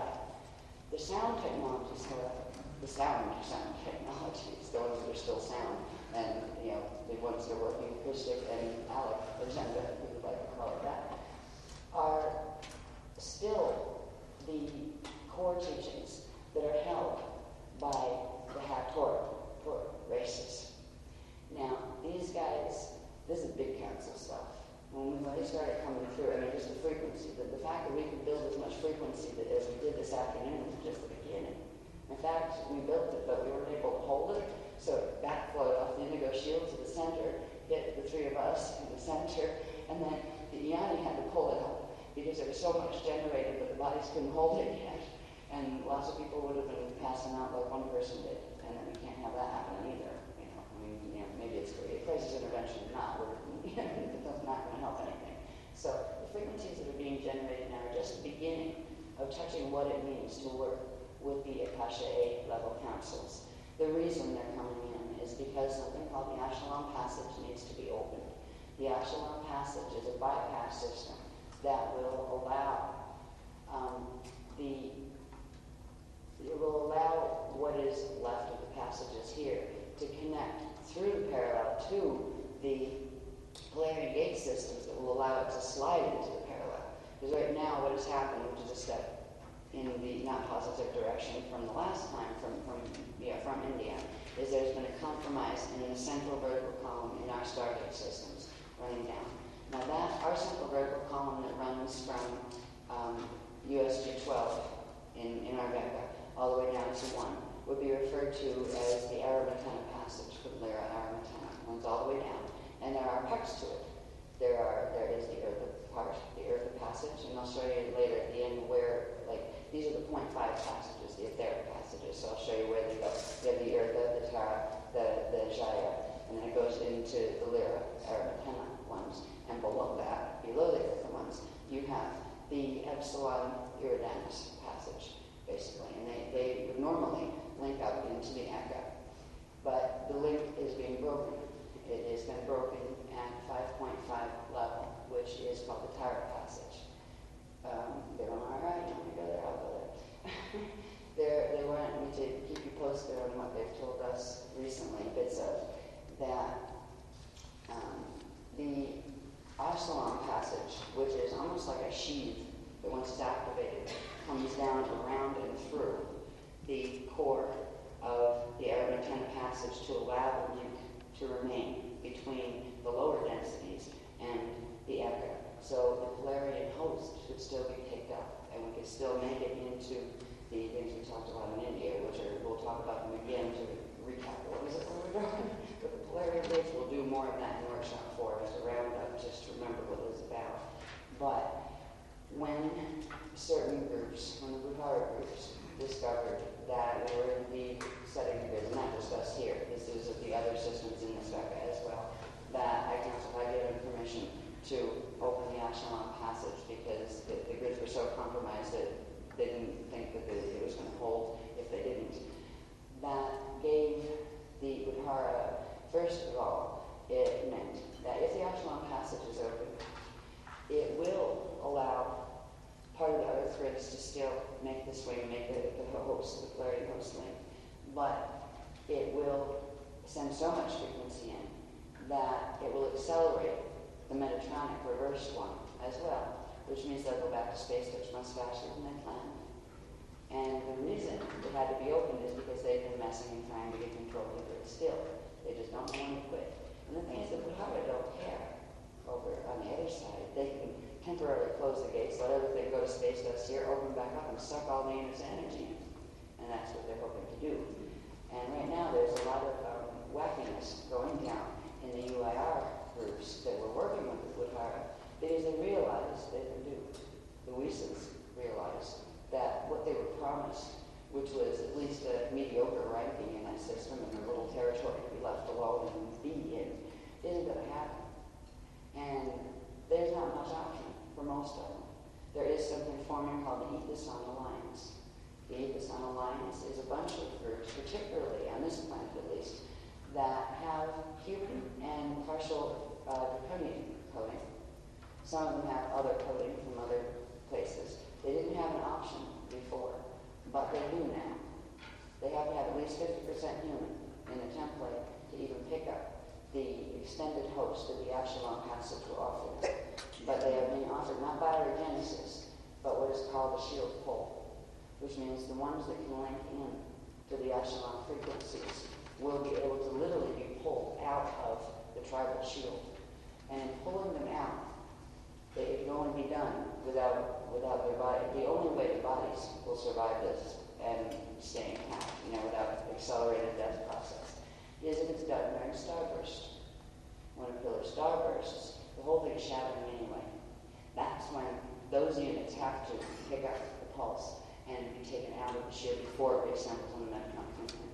They will lose part of their shields because of it, which means they won't have enough to go into any of the life forms that are going to be ongoing in this vacuum system.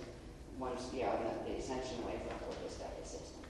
But there are certain aquatic opportunities in the parallel vacuum where they have a chance, and boy, we've done this before here. We've done this, some of us. When Procyon blew, it is Procyon blew, what the system that was called the Procyon system, went to space dust. It used to be called Cirrus C, but it's not there anymore. But when this happened, we did a certain thing that was similar to this, where we had to start almost over again. What pieces of us could be salvaged were put back together, and glued together, or stuck on tape, stuck into another shield where we could grow back up. This particular, where they're getting stuck, it's a fish race. It's a very peaceful existence, and they get a number of cycles where they can rebuild their shields because they've been adopted, or the opportunity to be adopted has been extended by one of the aquatic races in the parallel matrix. So it's a whole different type of evolution. It's not hominid evolution, but it is something that is much better than going back to space dust, on rapid metatronic reversal, which is what the others have. So there are a lot of people that otherwise wouldn't have been interested at all in the information that we carry that will be coming to us. They won't know about this level too much. They won't think about it too much. It'll probably make no sense to them. And at this point, it's getting so complicated trying to explain the technical ones as far as it makes sense to any of us anymore. But we're going to be helping these guys. The actual capacity will help these guys. But there's something, when I said earlier that they wanted me to let you know that we've gone on evac standby, which means at any point that 3-day notice and you have to be ready. You have to be able to be pulled dead. That has occurred because there's something occurring with the Palladium system right now, which is the Tara system. The Palladium star Alcyon in density 2 level is under direct physical attack by the Blue-Hara races. I mean, we're talking electric wars type stuff like we had here in Seeding 1. We're talking ships flying all over, beams. I mean, it's a mess. And they compromise the Terran passage. And what this does is create a backdraft, where if something is blowing there, it's going to send frequency flying down here. And Earth is the next stop. Now, whether or not that can be transmuted fast enough between here and there, the ability to know. In the event that it cannot be, whatever happens will be fast. And so will getting out of whatever happens. And that's why they're accelerating the program. That's why the PAC tour our timeline now and assisting us. Because I don't know, I get a feeling we're going to have some interesting experiences. They have said they are going to give us a gift when we are in the desert that evening. It is a gift of frequency, I'm sure. I don't know if it's more. I'm not really sure what it is. I'm not even sure if we get to go for a ride. I don't know. I don't think so yet. How many days do we have? We would have told us that.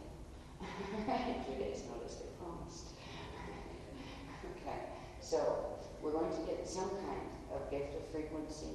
But I also get a feeling there's going to be some type of gift of contact where, I don't know if it's going to be the group itself as a whole, which would be great.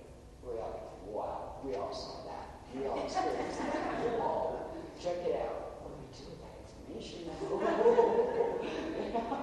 I don't know if it's going to be personal. I don't know if we're all going to fall asleep and go into a state that's called sabi, where you disconnect from the body temporarily, transfer to Zerachale, and go elsewhere, and then pop right back. Wake up, you're back again. sometimes you remember where you went and what you did, sometimes you don't. So I don't know if we're going to do that or not. They don't know yet. They're not sure of the conditions of the monument and the conditions. We're basically on standby now. It means we're on call. And, especially, the three of us, Hans and me and Matt. We're on call to receive whatever date is incoming when it's incoming. And we've been getting some very fascinating information on the commissioning of the elemental commands. That seems to be next on the rosters. There are people in here that are part of all the commands, but even trying to get the data down. Now, I think this is because of what's happening in the Terra system and the compromise in the central vertical column running down through the densities, that it's getting extremely difficult to pull the data in sequence again. It's breaking up, just like a communication on a telephone line. When you get interference, it's breaking up. And I don't know if it's going to break off. I don't know if it's just going to stop, and we won't be able to take data down. We'll have to find another way to interact with us. We won't be abandoned, I do know that. Also, if the Echelon passage is not open, and the Terran passage is now compromised, without the Echelon passage, the density 1 is cut off from any potential of anchoring the Polarian list. It got a little bit of it, but not enough to bring it through. It just anchored the D13 primal life field. And so it's like all holes barred. Echelon passage is opening.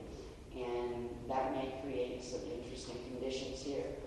If things go wacky here with the planetary grids, which there's still a possibility that they can do enough of a buffer that it won't, I think. I don't know. I've been shown things on what it looks like in Terra. On Terra, a very sad drama is taking place. Because there are groups like us on Terra, and they're laughing, that have been working the same mission, the realignment mission, the Christos realignment mission, reconnecting to the original source of creation. And they're in their wake-up phases too. And they're doing pretty good. And then they're attacked physically. There are groups of us, and there are many of us that have cells directly involved there too, just like we are here. As and I and Mac have cells that are there. And those cells experienced something that was heart-wrenching. It was shown to me in a soggy state, and then I was wide awake with it. And I had AOD in my head saying, and this is what this means. You are on evac standby now, where you are. There's a potential that they're not even coming physically, which would be a real rush. Just what we need. Great. The whole argument came, most of the people out. It was only the Rochelet commissions, the ones that had certain levels of activation, that could go. And they couldn't tell the others. They were scheduled to go to what was like a massive interstellar UN meeting there. And they were just like we are here. This is what's beginning for us here. Where we are, this is our first kind of UN type meeting. In fact, it's the experience in the desert that is kind of considered the official point of our connecting with the meetings. Up there, where it took place, is that they were given notice that they had to pull the Indigo Shield, what could come now, because there was no time left, and the backlash was coming in from the compromise in the Terran passage, and there was nothing they were going to be able to do about it. And they had to go into their UN meetings and still bring the same message that we're still trying, with the grids, and we're still hoping, but they had to go in knowing that it didn't work. And knowing that the only ones that would be able to be helped, they had to pull the Rochelet commissions out, get them out on Merkabah, which would be the Echelon ship coming in. And there was only an ability to pick up the ones after the fact, because the grids were so compromised that to bring the ships in, there was hardly any time. They got immediately back notice. I think they got 3 days. And in that 3-day period, they had to get their own together and get out, leaving the others. They had tried so hard to help, and it was heart-wrenching. And we're hoping that we're not going to see the as above, so below on that one. The thing is, the ones that did get out would at least come back in once the electromagnetics, once the first blast from the passages hit Terra, Alcyon. It would create, there's nothing that we have in our conscious memory that parallels what something like that would look like. But if you imagine your movies that you see on TV, your Armageddon type movies, where the aftermath, everything is knocked down, burning, covered with stuff it's not supposed to be, the or water or whatever. It is a scenario that looks like that up there. But once the blast comes in, just like when we got the energy going in the grids, in our grids and our shields, it goes wacky for a while, but then it stabilizes. They can't bring rescue ships in when it's going wacky. And the sad thing was, most of the people's DNA up there wasn't activated high enough where they could have brought, even if they did bring the ships in, they couldn't have taken them anyway because they were spontaneously combusted as soon as they brought them through stargates, ship or no ship. So it was a very sad drama that has just recently unfolded there. If you've been feeling at all in the last few weeks, actually, any waves of just mourning, just sadness, and almost a feeling, there's a huge feeling that went through the indigo shield up there of, I'll just go with them. But that wasn't going to help because the only possibility of helping was after the first blast stabilized. They could bring the ships in then, and anything they could find that was alive that was capable of coming, they could pull after the first hit. And then there would be, just like after you have an earthquake, there are aftershocks. There's a whole grid system. You can think of the planetary Templars going up the chain, stargates, kind of like Transformers. You ever see movies where a transformer gets hit with something and it blows? Like, sparks fly out of it. And if it happens to be linked to another whole network of transformers, it tends to knock them over, and they all do that. So that's what they're looking at in their Templar system there. And what's a little bit intimidating is the fact that we're down below them in the universal authority. We're in density 1. That's density 2. It's not going to have the Templar connections in density 2. The Epsilon Passage will be able to hold that to some degree. For how long, I'm not sure. But we are in standby notice, and it is because of this recent turn of events, and it's directly because Cairo was attacked by liquid heart crisis. And what that is going to look like when it starts to filter down here, I don't know. So there's a chance that there might even be a rapid official disclosure. But at that point, it's too late to worry about it. At least you would know. At least you were warned. Hopefully we won't see that. But again, we are being prepared to open within our bodies the Echelon Passage. Because whatever goes flying in the planetary grids or the solar grids, think about the sun for a minute. We talk a lot about the planetary Templar, and we mentioned that it's connected to the solar Templar and to the galactic Templar and the metagalactic Templar. But let's think of the sun in 3D terms, what science knows about it. Solar storms, sunspots, bursts of stuff flying at the Earth. Right? If the grids that connect to this 0.5 Terran passage on the universal level, of the smaller ones, their transformers start to shoot and blow. In the smaller grids that are density 1, there's going to be some very strange activity in terms of solar flaring and those kind of things. There's already been strange activity ever since the stellar activation cycle started. But some of that's normal. You would have that normally. But the potential of stuff like we've not seen here since the end of season 1 happening is much closer than it has ever been. That doesn't mean we're not going to be okay. But it does mean it's serious now. And it means that there are serious activations happening in our bodies and in the grids. And that the better we can handle them, the better chance this planet has. Part of the way of handling this is the Rainbow Bridge. Because what the beloveds are trying to assist us to do is to build what is called the Rainbow Nation. We used the term a bit before of the spiritual nations of this planet. Because even though they hide behind political guises, that's what they are. They are soul collectors, oversoul collectors. They are spiritual nations. We are creating a rainbow nation, a rainbow spiritual nation of individuals who are interested. And it's funny because it's not going to be personal down here anymore. This is coming from their connections higher up. Because there are such huge evolutionary decisions being made right now that are irreversible. So, in building this rainbow nation, we are extending love and much, much more. We are extending an ability to connect with the passages that will, if any, stay open. These will. The passages to the heavens, to the higher heavens, and first the lower heavens. You gotta go through the lower heavens to get to the higher heavens. And what's nice about it, in the lower heavens, you can still have bodies and still have manifest matter. Because once you get completely out of it, you miss it. You kind of think, oh, it's so neat to have physicality where things are like outside. When you're out of density and you're in a state, the states of like the Akasha A and higher, you kind of look fondly on the density systems. And even the most horrible experiences down here are still precious. And you're still tempted to do it again and go back in, you know. Even though I want you to like hear you say, once I get out of here, I'm never coming back down here. You get up there and you start missing things like taste. You taste it differently. You can experience that in so many multi-dimensions. It's not even called taste anymore. You know, there's a richness there that you can't quite have when you're here.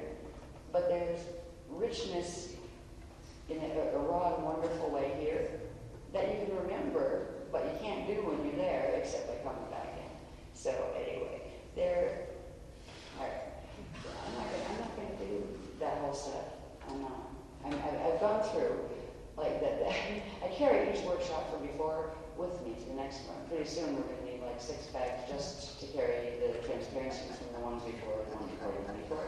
Because at this point there's no time to integrate anything, to summarize it, to plug it into the next level, so the whole levels are coming with us. What they're trying to get me to do after 3 hours or 4 hours of trying to find balls with names on the next level, they said, let's forget the balls for a while, and we'll put sequences of this together and make it into the crystal body and all that kind of. Okay, so we did get it back.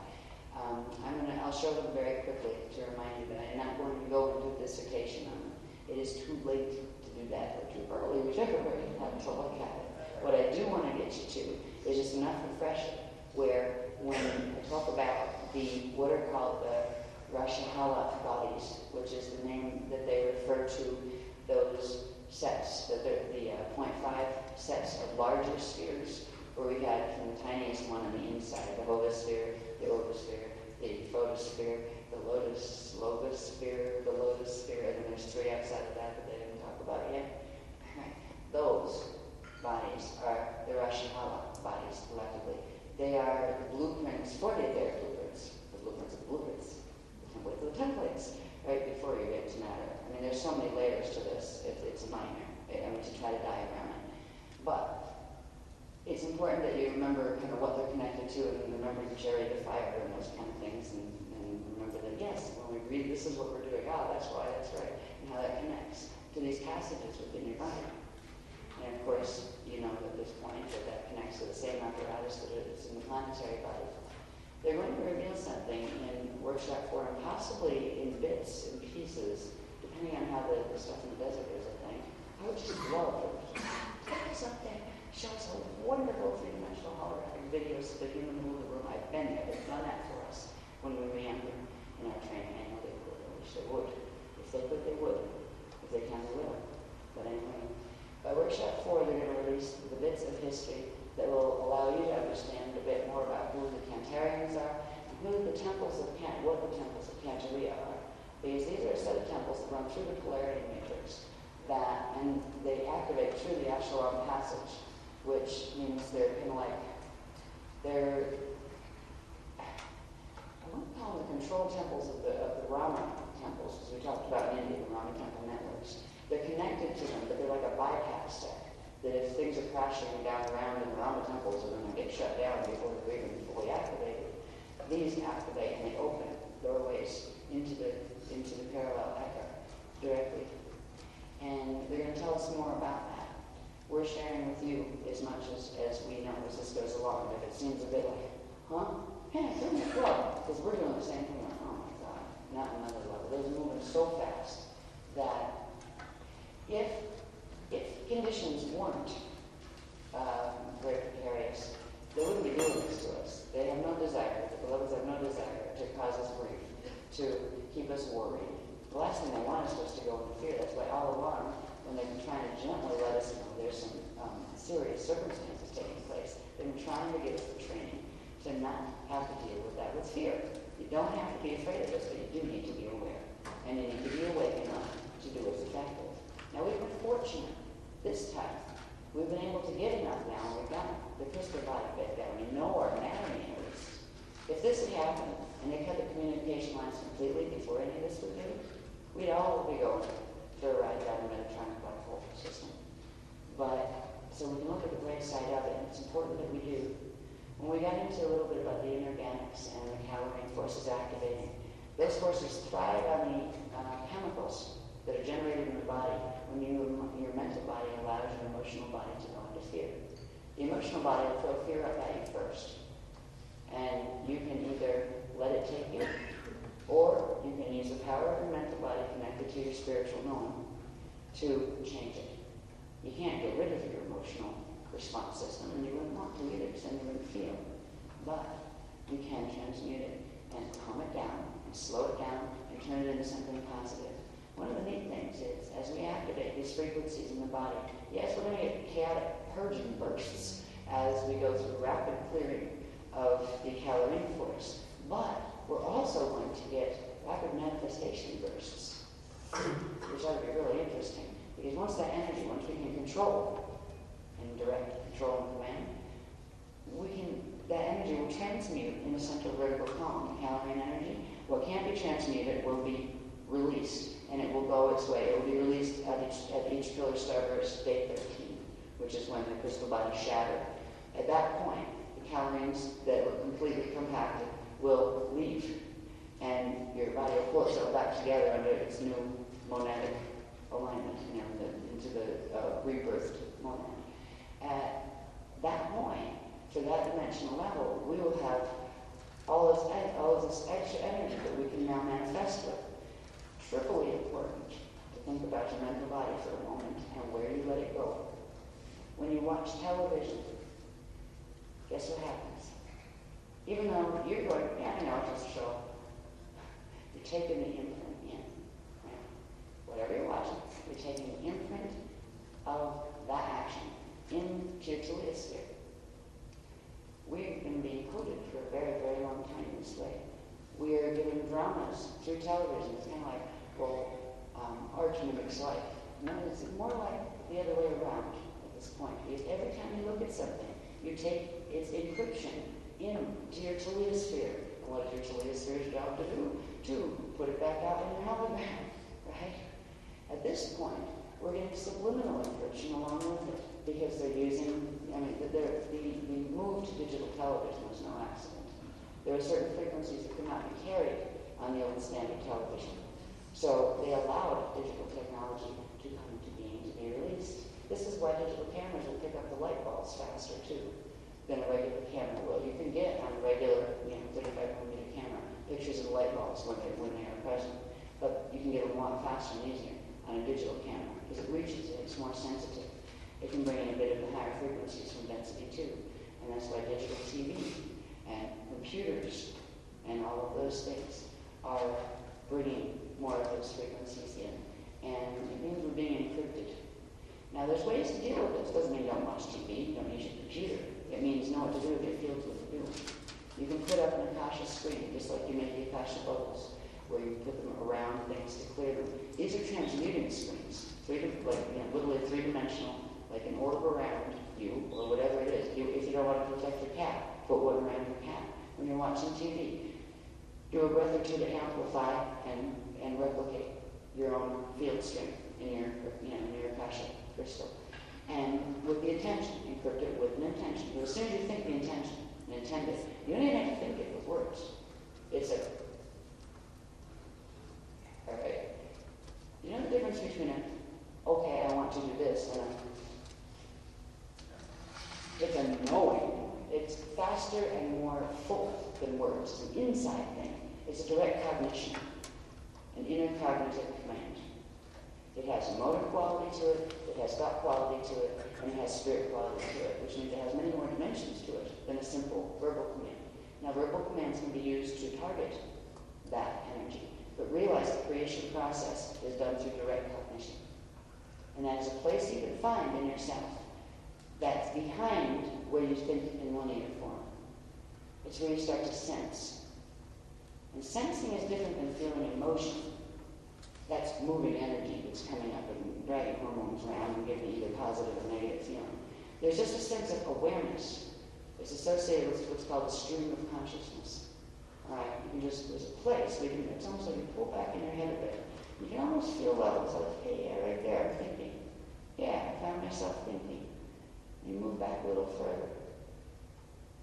And it goes into something less distinct. And then you find yourself not even talking to yourself in words. You find yourself being with yourself. You're beginning to cognate yourself, which is different than thinking about yourself. It's knowing yourself. We're moving into these states of consciousness that are associated with the higher frequencies that have to do with the crystallic core as well as the crystal core. When it comes down to it, going back to the first part of that, going back to the first flames. These are direct cognitive experiences. No words or graphs are ever given to you. They can point the way. They can remind you of what some part of you never forgot. But only you can move into those spaces. You've been working with techniques, a lot of you for a couple of years now, that have progressively allowed the activation of frequency in the body, which means your DNA has progressively been growing back the ability to bring in these states of consciousness. There are ways to sidestep some of the DNA blockages, but it usually requires going into the mountains alone for 25 years and doing lots of right? You can master a little bit that way. You can get yourself out of body, but the trick is to not have to completely disassociate from your body in order to move through these states. Ideally, we'd be able to have these states right within our bodies. And we could, what the Yoni do in their place of being is they have something called a sati. They don't sleep. It's not necessary when you're in that state. We go to sleep because we can't bring in enough frequency while the bodies are up and moving. We have to literally disassociate the consciousness, move it up in frequency, up into at least the 3.5. Then what we're aiming for is D5, but most of us don't get there because we get caught in the Mediterranean net.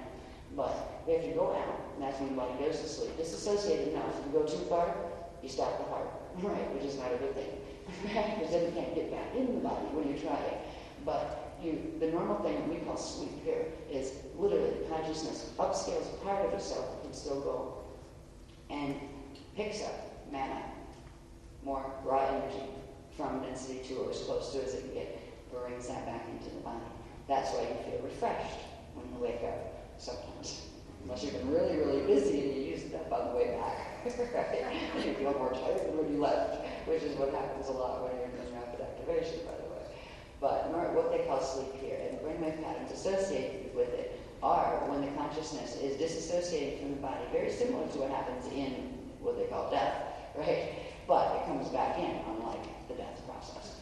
And it recharges, it brings information with it, and brings mana frequency with it of various types, so you can reach from the next level up and brings it in. In the Iani levels, when things are going well in evolved systems, sleep is not necessary because the process of being and breathing is all that's required to bring in as much necessary energy as possible. They have eternal, unlimited energy supply. So it's fine. It's like having an open pillar of frequency and mana always with you. You are the pillar of mana. So you don't have to go someplace else to get it and bring it back. And there's a place that they go with their consciousness that is called a sati state, which is the closest thing they get to sleep. But it's not done for the purpose of going to get mana from other places if they don't have enough.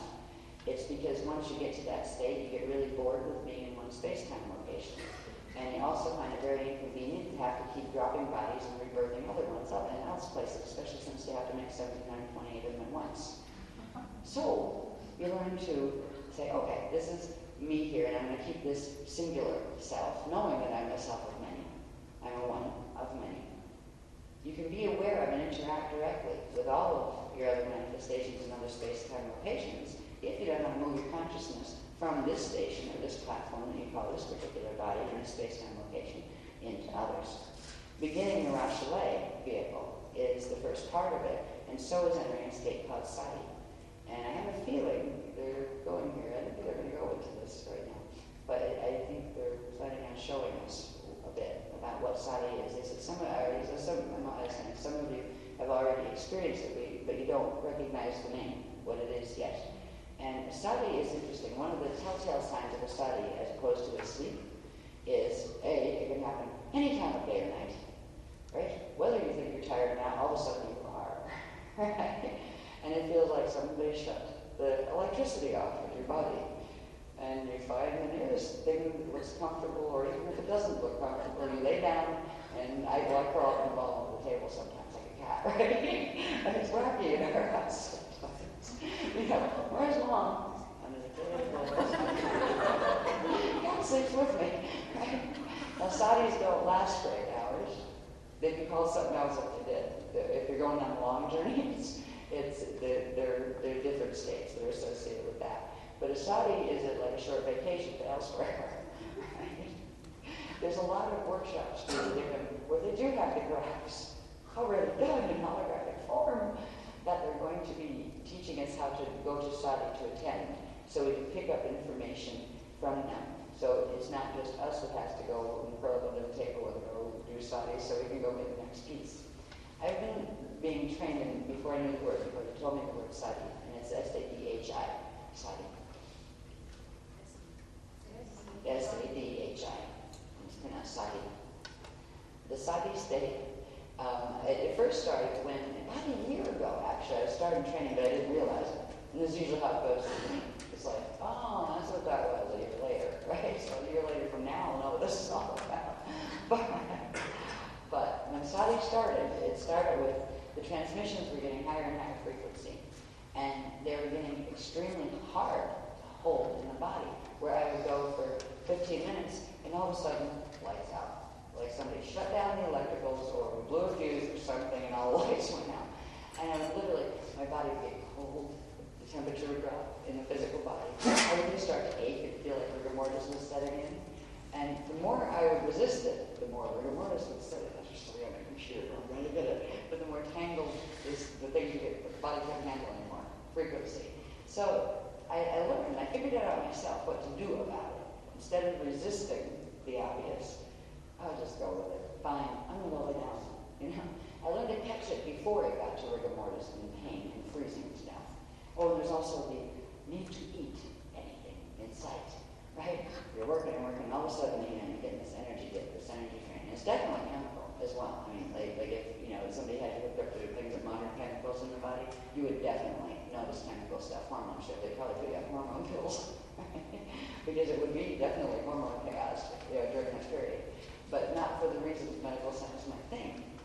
They're watching the symptoms, but they don't have the knowledge about the states and the anatomy that goes with the states, so they don't realize what's causing those chemical reactions in the body. But it creates the blood sugar thing that drops, it creates the insulin response, it creates all that stuff that if you eat too much carbs will do it too. But even if you don't eat too many carbs, if it's time to go to sati, like for us it's because of the work, because we have to read the next paragraph, and we're just in saturation. So I've learned to go and just lay down. And that's why it's like computer on the table, lots of space, and my stuff right under the table. So just slide on down the chair. Now I'll go right to the end, but I'm so tired I can't get up and walk to the bedroom, right? So that's why tables are great. Put in a place, wherever it is if you're working or something, where you can actually just literally go and lay down. And I keep a little blankie there because I freeze. When sati's starting to come on, I start to get cold, my body temperature drops. But this is normal because your consciousness is shifting out. But it's leaving enough. It's shifting out on short term. And it's a different chemical composition than when you go to sleep for 8 hours. That is all sorts of wacky chemical stuff. It's actually too long for the body. It actually sedates it, or it makes it harder to wake it up. About 6, depending on how much DNA you have activated, between 4 and 6 hours in a block is about what's best for the body chemically. But still 8 hours in a day, but not all together in the same place. So naps are great. Siestas are actually healthier than doing an 8-hour block and then staying on the whole time.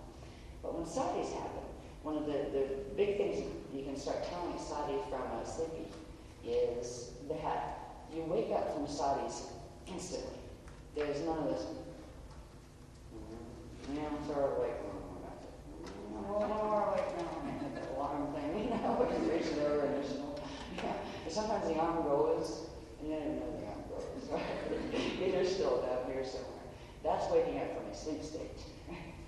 Waking up from a sati is you're here and you're involved in some kind of action that if you were in a sleep state, you might call a dream. But you're actually not. You're involved in action that's taking place in another space-time location in one of the densities. But you go from there, and you might even be midway through a statement or a hand gesture there, and boom, you're back here. You're awake. You might even find your hands in the same gesture as they were over there. Wow. Yeah, it's like, cool. And then you go, yeah, and where'd it go? What did I just do? I know I was there. I can remember clips of it. And you can almost watch it fade away. The memory, right? Because it's going back into, you're coming into this frequency band, and it's staying in the frequency band it was in. Now, progressively, the more you study, the more you stretch the neural networks and the DNA, where it will stay, the memory will stay on more and more as you go. I come back with data packages. I come back with the next paragraph in the transmission this way. But I won't remember where I went because that would take up too many megabytes coming in. So I just get the coding, the encryption of the data I need for the next couple of paragraphs. Bring that back in. Oh, I feel fine after a sati. Yeah, it might even last for 15 minutes. You can do these for 15 minutes. Even a 5-minute sati will refresh the body and relax the body in, much more than trying to struggle through and then having to do your 8-hour sleep fit and like dragging yourself through the day. So satis are a state that you can choose to enter as well by simply saying, I'm going to give myself 15 minutes right now. I'm feeling a little bit, lethargic and kind of like yuppie. I'm going to go lay down someplace. But when you first start, if you first start to, I'm going to initiate sati from this level, bring an alarm clock. Because if you're tired at all, you will keep going and go into what your body is used to chemically as a normal sleep state. So bring something that will wake you up. If you can train yourself to wake up after short bits of sleep, like little naps, they're even short for naps, like this 15-minute burst, you'll start to keep the doors open between the other states of consciousness and this one, and you'll start to be able to remember more, or at least catch yourself in the transition. And there's whole levels of cognition that will come through with you. Sometimes it won't be in words or pictures, it will be just a direct cognition and knowing. You'll also be bringing frequency in. Now the sati states are going to be important because don't get too scared if you find that I remember when it first started with us, when we were finishing the walk-in, or actually Katie was finishing her walkout part, and I was doing my end of walking. We went for a narcolepsy test. It's a brainwave test because we were literally, narcolepsy is, the little bit we know of it is here. It's a name given to a condition where people's bodies chemically shut down and they fall asleep, sometimes while walking across a room. And they literally drop to the floor into sleep. And their brainwaves go into sleep state. I'm not sure what causes that, and that's different from sati. But there was a point in time when Katie was getting very rapid activations in order to get her ready to get out, while I was getting rapid activations from the astral level because I was an overshadow, to come in. And she got scared. Because she was getting, if I don't lay down, I'm going to fall down. Literally. It was getting that degree. And it was happening in inconvenient places. Like she was walking when her little girls were little. She was walking with a stroller, and all of a sudden she'd feel it coming on. This can't happen here. I can't fall down here. I got a baby in a stroller in the middle of the road, you know what I mean? So they'd help her, to get her home. They'd get her home safe. But it gets stranger and stranger, because when you're trying to fight a sati, you're going to go anyway. Right? Your consciousness is being drawn up into the higher levels of consciousness by your higher levels of consciousness. And it chemically is shutting down your body. But your higher level of consciousness will work with you. It doesn't want you to be endangered. So, like while driving and those kind of things, if you get the urge to pull over, you're starting to get sleepy, pull over. It might only need to be for 5 minutes. But pull over, where you have that. If you fight it, that's when you're starting to have an ego versus higher self issue happening. And your higher self will try to protect you. Your higher powers will try to protect you. If it's time for sati, because there are reasons for sati now. Right now, everybody's in training. Anybody is capable of sati, they're going to teach how to sati. Your own Christic levels, your own ala levels are going to teach you how to sati. Because that's where you're going to pick the information up that they just can't even get fast enough. All right? You'll be able to get the graphs directly, direct cognition, so you can see them in your own heads. Those kind of things. And that starts with being able to do sati. So if you start getting energy drains, let them happen, go with them, but try to work with your own avatar level and say, well, all right, can we plan them a little bit differently now? Like, can I schedule them for, if I give myself this time, like say every day I'll give myself 15 minutes or whatever it is, a specific time. It's easier if you set times, but sometimes because the grids are so wacky right now, the timing is being controlled from your higher levels of self because it has to balance the frequencies with what's happening in the planetary grids. And it's like a fiasco of frequency in the planetary grids right now. But if you find yourself, try to start paying attention when you sleep to that wake-up period. How fast did you wake up? Because if it was literally, oh, wow, I'm back, I'm here. That is sati state as opposed to, that kind of thing. And you tend to feel energized, right? Where you actually feel like, I wake up from, even if I go to sleep at night, if I wake up at 5:30 in the morning, I'm still in that sati chemical range where I'm awake. I don't really want to be awake at 5:30 in the morning, but I need to be for our daily thing, like let's go to school and things. But if I sleep to 6:30, it goes right back into the chemical changes of sleep, and I wake up, it takes me 2 hours to get functional, and about 2 cups of coffee. It's gone, get the body going. So anyway, the sati state, they wanted me to let you know about this state. This is one of a number of states of consciousness that have very specific, when you get into the analysis of the levels of the light balls and things, each one of those light balls is a field of consciousness that you are connected to. And each one of them has very specific base pulse rhythm and very specific frequencies associated with it. And there are very specific states of knowing, states of information, states of matter, and states of consciousness associated with each one, as well as collectives of consciousness, like we've talked about. We have the Allah collectives and the Christos collectives and all of those collectives of consciousness. So you're a part of these all the time, but sati training means that you're going to possibly be having some experiences with your hormonal body in a physical sense that people that aren't on the rapid activation track of the ascension track won't be having, because they won't be going into sati states. They won't be able to reach sati states. So everybody will seem normal chemically, while indigos and humans that are going into the ascension base pulse rhythm are going to have wacky hormones. Sometimes, it depends on what's in your system. Sometimes you may need a bit of assistance with it if it gets really bad and it's really disrupting your life, on a long-term basis, like on it for weeks and weeks. You may want medical intervention temporarily.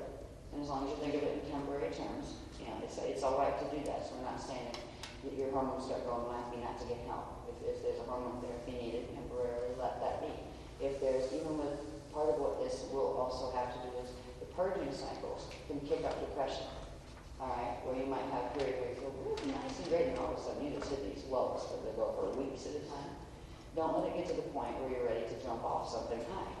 All right, if you need temporary intervention medically, just let yourself do that, because right now you're trying to make friends with two chemical systems in your body. One that belongs to the cow and one that belongs to you. And sometimes the cow force will override the other one. And when you have chemical intervention, it brings them both back into range. If it goes on for too long, it actually feeds the cow force. But if you can use it as a bridge to gain control again and to use your mind the right way, you don't tell yourself, I'm sick, I'm depressed, I have to stay on whatever this drug is forever just to keep my chemicals in my brain stable. No, you don't. If you need it temporarily, fine. Don't put a limit on what is temporary. Is that 3 days? Is that 3 months? Is that 3 years? Don't even do that to yourself. I will just allow this to assist me like they put a Band-Aid on a cut or you put a splint on a broken leg until I heal enough to where I can handle and keep the chemicals balanced myself. Don't disempower yourself by surrendering to it and saying, I'm going to have to do this for my birth and my life and because or whatever. So there's going to be some interesting, strange, not pleasant sometimes, but sometimes pleasant states that are emerging as these changes take place in our bodies. The fact that we're activating the echelon passages, and which implies we have to activate the entire setup of the antenna passage in the body, it's going to give us an advantage of overriding a lot of that, so we don't get really carried away by it. But if you start to feel, your body and your mind are losing it, your emotional body, your physical body are just, and you feel like you're freaking, you can use the arc bits, use what we talked about, the control, and then command, slow the body's base pulse rhythm to allow the central tube to transmute stuff and to slow it down so it doesn't overwhelm you chemically. Is that energy is producing chemical reaction. It's producing chemicals and hormones and electrical impulses in your system. It's the electrical impulses that stimulate the creation of the chemicals and the hormones in the system. So if you control what the energy in the tube is doing, you are controlling what, or at least the amount of the chemicals that are being manufactured in the system. The faster you go, the more chemicals that are being produced. And if they're good ones, that's good. If they're not good ones, that's when you get overwhelmed and end up in hysteria and you're falling apart and lose control. Right? So it's important to remember these things. I know everybody's tired now, and that's why I'm going to do, I'm going to play hopscotch, I think, through the grass. We'll see.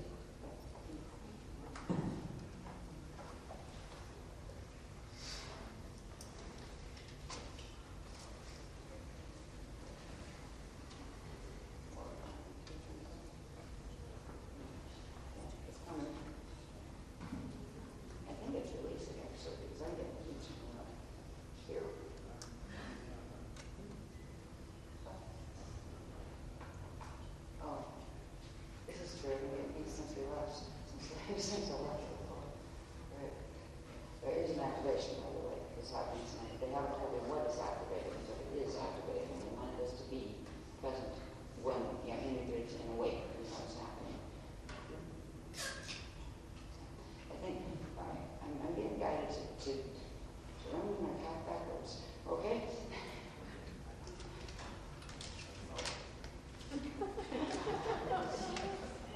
Now, that was one way to get done with a workshop fast. I'm not trying to get done fast, actually. Yeah, all right, I do this again.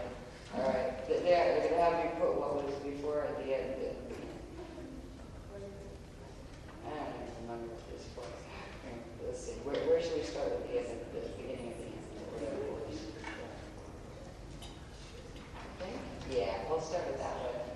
Yeah, just put those over here now. Not really, but we will. I don't see the graphs of it. You must see it.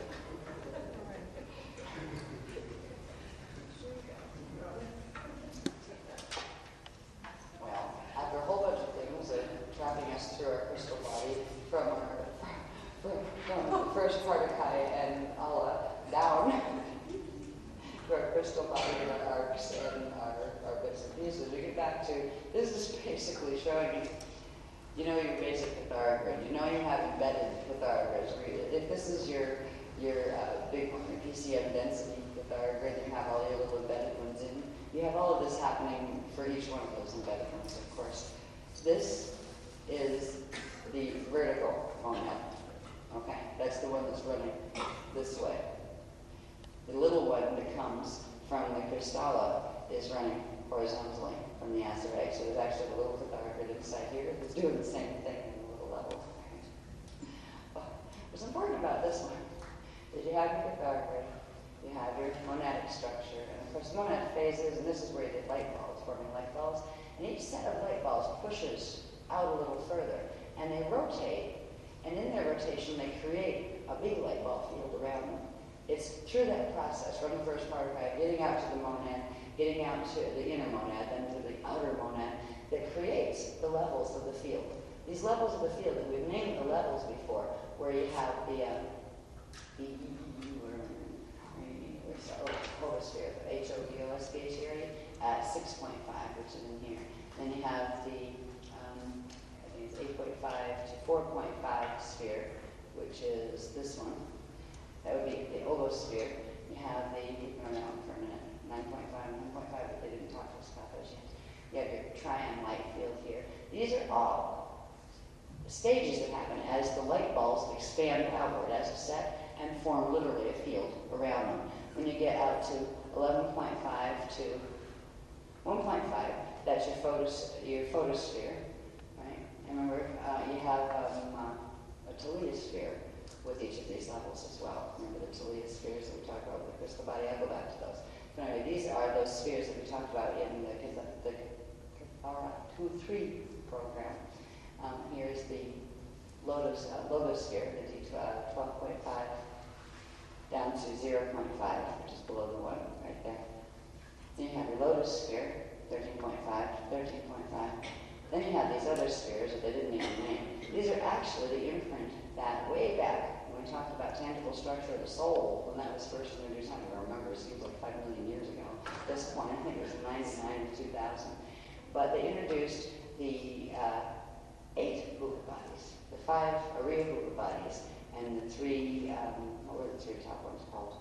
Arya Buddhas and, they weren't Surya Buddhas, I always want to go there, well, you said Buddha bodies. All right, these are the structures behind the etheric structures that form those. But the 5 Buddha body levels that are your density body levels, then the 3 ones beyond that, which are the Yuseta Buddha bodies, would be the ones that correspond to the light fields out here. And that's the boundary of light between the spheres in here and the spheres at the on the Ekka level that go up, further from there.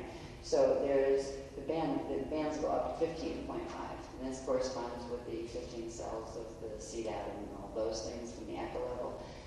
We don't need to go into that right now, but what I wanted to give you a little bit of orientation to this compared to other graphs that you've already seen. You've seen the Cathara grid in other places inside of these spheres. So these spheres aren't unfamiliar to people who have studied this material. They have been covered before. What you haven't seen is where the monad balls fit in relation to that. Now what these do are phase.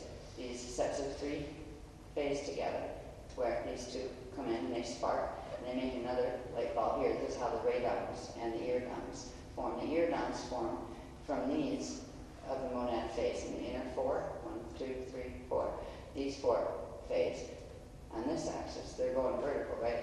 So they'll phase and they'll spark. Their spark points will be on the diagonals, and that's how they form the eardons on the diagonal axes, right? And then these guys, the octaves, these are the octave flames of the monad, the 8 octaves on the outside. And then you have the 4 harmonic flames on the inside. But the 8 octaves, they phase together with their set, and they form a set here, but they spark twice, and they form another one up here, so you end up with 2 spheres. There's a whole set of ones up here to show you how the light body builds, how the radon cells form, how the eardons form, and then the radons form, and then there's cathodons and rashadons and levels of all of these. But all of those levels of balls are what form and progressively make a sphere around themselves by the fact that the whole thing is rotating around the center point, and they create these levels of the spheres. These levels of the spheres become important. We have these are the etherics that run the 0.5, the 0.5 scale. But on the regular dimensional scale, which is the one that goes with the signet centers of the Cathara, you have the D1, the D2, the D3, D4, which is half step, and so the whole step, D5, 6, 7, 8, 9, 10, 11, 12. Those are what get your not etheric, but atomic structures down here in the Vega system. These would be the atomic structures. So you have the trion light field that runs from D2 to D11, that we've talked about before. We have the D8, D5 sphere that's the meage field, and we have the rayon field that would be the 12-1 field. These etheric ones are in between. Now, the fact that they are in between the atomic levels of the light bodies or the matter manifesting bodies means they form like a skin between those levels of the bodies, between the primal light fields and those things, and between the meage field and the primal light field and rayon field. They also form between each dimensional band. When you come out to D13, D14, D15, they form membranes, etheric membranes. Now these membranes are like veils. They are veils between the dimensions. A tiny little Cathara grid that was just a singular dimensional Cathara grid would still have its 12 subharmonics, and it would still have the structure of big spheres within spheres, and this little tiny structure of a little tiny monad. This is where you get the monads, whether they're male or female dominant, the monad hooray, are little versions of this that we have for each dimensional level of our cathodic grid. Then we have the density level ones, and we have the big ones. This, we're just going to look at it as the big one, but realize it goes for all of the little levels of the embedded cathodic grids as well. And of course the parallel ones that aren't shown here. We won't even get into those. But this is what becomes significant in what we're doing in this set of workshops in Morocco. This passageway right here that runs from 12 to 1 will be referred to as the Aramatana passage. That is the central core between 12 and 1 and the dimensional levels, not the etheric levels, but on the dimensional frequencies it runs down to center of your body, center vertical column. I'm waiting to see what this is connected to, how many layers that is. Actually, it's mind-boggling how many layers are actually contained within this little space here, but we'll get into that later. Now, this Aramatana passage will connect to something larger that in a few minutes we'll see, that go into the echo map systems, which are your echo body systems as well. They connect into the Ashalam passage, which will allow you to connect, even if there's damage in the passages here, into the Brahma passage that we talked about in India. I'll show you the graphs on those again so you remember what those connections are. Now what's interesting here, and this goes with what we've been doing for the planet as we move through these areas here. In Morocco, they've been keepers. The peoples of Islam have been keeping, particularly the ones here in Morocco, have been keepers of the seal that goes here, that separates what is called, this is where Ethradon comes in. All right, 7.5, 5.5. There are a set of seals at those levels that separate these two layers of the bodies. These are the grids that we're working with in Morocco. These are the last of the seals that need to be opened. What they're opening are the veils. This final veil. This is the veil. This is the veil. This is the veil. These are veils. This etheric veil now is opening. This is the atom level. All right. This is where atoms happen.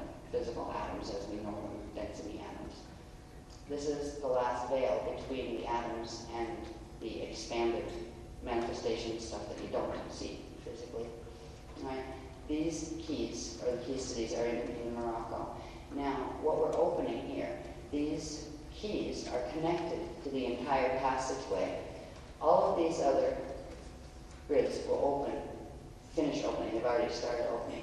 Once this final one, which is the Ethradon seals, once they are released, it will open a set of passageways. The passageways that are all part, they're like smaller linking parts of the Aramatana passage, which, if you want to look at the Ashalam passage, it would actually be, it's a sheath that forms on the outside to hold stability of this, the Aramatana passage, or your central vertical column, if you want to look at it another way. Inside is where the passage actually is. It will be literally a tiny passage that runs up through the center inside of the Aramatana passage. And it needs to, in order for the Ashalam passage to activate, all of these seals that run in between here have to be released. Now the dimensional seals, the one that correspond with like the 5, the 8, the 11, they have been released already. They went naturally with the planetary seals as part of the stellar activation cycle. It was the natural cycle. They accelerated activation. They already, I think it was 2002 was when they finished, or 2003 they finished. The results should have finished in 2003. We got through the opening and activation of the planetary seals, which are the dimensional seals, without having anything rock and rolling or exploding, which is really good. And part of that was because the etheric veils were still around each of the levels. Right? The next step that have to be opened for these passages to open are the etheric seals. And these are the big 7 seals of the 7 veils. Right? And the 7 veils have always referred to the etheric membranes that are between the dimensional levels. Not just the dimensional levels, but they run in specific places where you have between 8 and 5, you have the Miage field, or like the magnetic field, let's say the outer magnetic field between 8 and 8.5, and this is in your body, around the Earth, or whatever you want to, whatever object has a cathodic grid. At this level, it has a magnetic field, the Miage field. You have right inside it, you have at 7.5 or 5.5 this etheric membrane. That's one veil. That's the first veil. And inside that is where you have the atomic manifestation. All right, so you could say Earth is here.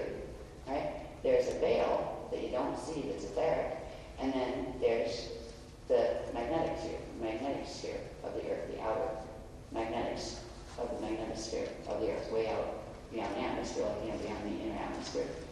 So progressively, if this were a planet, it's these are the layers going outward from the planetary body all the way out into the universe. That means somewhere out there's a big band of primal light field happening around our planet. The sun has the same thing, a galaxy has the same thing. Every atom in your body has the same structure. It's a little bit darker with all these rings around it and that kind of thing. Now, opening of this passageway only occurs when full reset is being done, when full magnetic reset is being done. What normally occurs is parts of the passage is open at different times to bring different frequency and to allow the blending of different densities. But it's only when when the full crystal body and the full chariot of fire, that remind you what that looks like, activates, that this full passage would activate. Now, we have a problem with the passage in this area. I'll show you where the names that we've been doing songs to go with go. You have here it's the epsilon passage or the iridanus passage.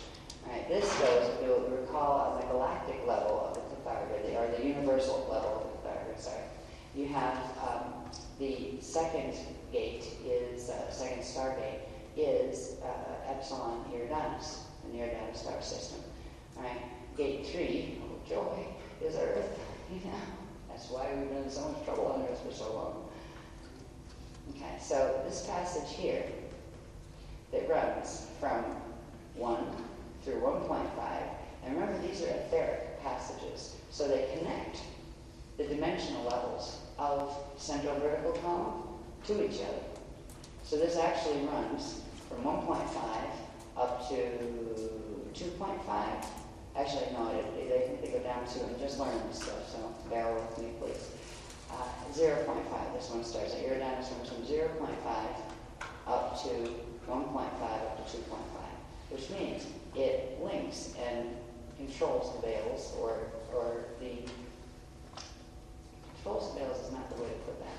All right, let me rephrase where I'm going with this. This passage that runs right here to right here, okay, right here actually, that passage, the iridanus passage, is the etheric passage is controlled by the seal, the etheric seal here. When this seal is released, the frequencies of this etheric bridge open up and they allow the frequencies of the one gate and the two gates to blend and come up to here, to 2.5.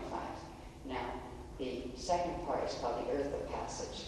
The Eartha passage is it runs from 2.5 to 4.5. So this one runs from, iridanus runs from 0.5 to 2.5, and from 2.5 to 4.5 is the Eartha passage. All right. When that activates, it allows the frequencies of the central vertical column to open from here all the way up to here. All right. Now, if you notice, as these passages are opening, as these passages are opening, it means that these membranes are opening. The membranes between the different levels of the bodies are opening. So to open the passage implies that the seal on that particular corresponding level of the body has to release. These seals released before with planetary grids. Now we're releasing these, and that is progressively opening the parts of the passage that go with it. Now, we are going in, and this is where the problem is coming in, that we talked about briefly up in the Tyron passage. We have the Eartha passage that goes from 2.5 to 4.5.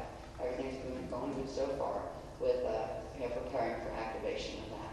However, a little glitch in the system happens because here is where the attacks are taking place by the Wood Heart. In the Tyron system in density 2, we don't see an stare at a telescope all we wanted us, we're not going to see much in density 1 because the veils are still there. Now, this particular area between the 4.5 and 6.5, remember this is the Ethradon here, the last of the veils. That part of the passage is essential for allowing the lower densities to be able to open into higher densities, all of which is essential for the Galarian host link that we talked about in India, which is essential for the planetary body to be able to do the rotation that will allow it to pull away from the Metatron fall and all of that. It requires the central column to be activated, each piece of it. And there's a sequence that's supposed to open by it. And I think the natural sequence is the bottom will open and the top, and the next bit, and then the next bit down, where they kind of trade off until the center one opens. These have been progressively being opened, coming down, and now we're here. The 5.5 point in the Terran passage, which runs from 4.5 to 6.5, has been compromised right here. That corresponds with the Ethradon. It's been compromised in a way that has, the easiest way of saying to describe it is it's blown out some of the circuitry and they're attempting to reverse its current, which would put this whole lower part of the diagram in our universal system into reversal. And there's nothing you can do about it if they succeed in this. Now that's why the Echelon passage, it will open as a sheath that will come down over it, and a little tube that runs up inside, that even though part of that will reverse, part of the natural passages will reverse around it, that won't. That will stay stable as long as we can get it activated. So this is what the part of the mission that we are on right now is to assist in anchoring the ability of Earth to receive the opening of the Echelon passage. So we're progressively using the tones and the songs that will bring into activation in the shields. The ancient temple networks, the underground and subterranean temple networks that are key to the seals, the Cantarian temple networks are key directly to these seals. Now they're called the 7 seals, but they're seal pairs, actually. If you count them, you got 1, 2, 3, 4, 5, 6, 7. All right. There's more up there, but the main 7 are these. They control the 7 veils.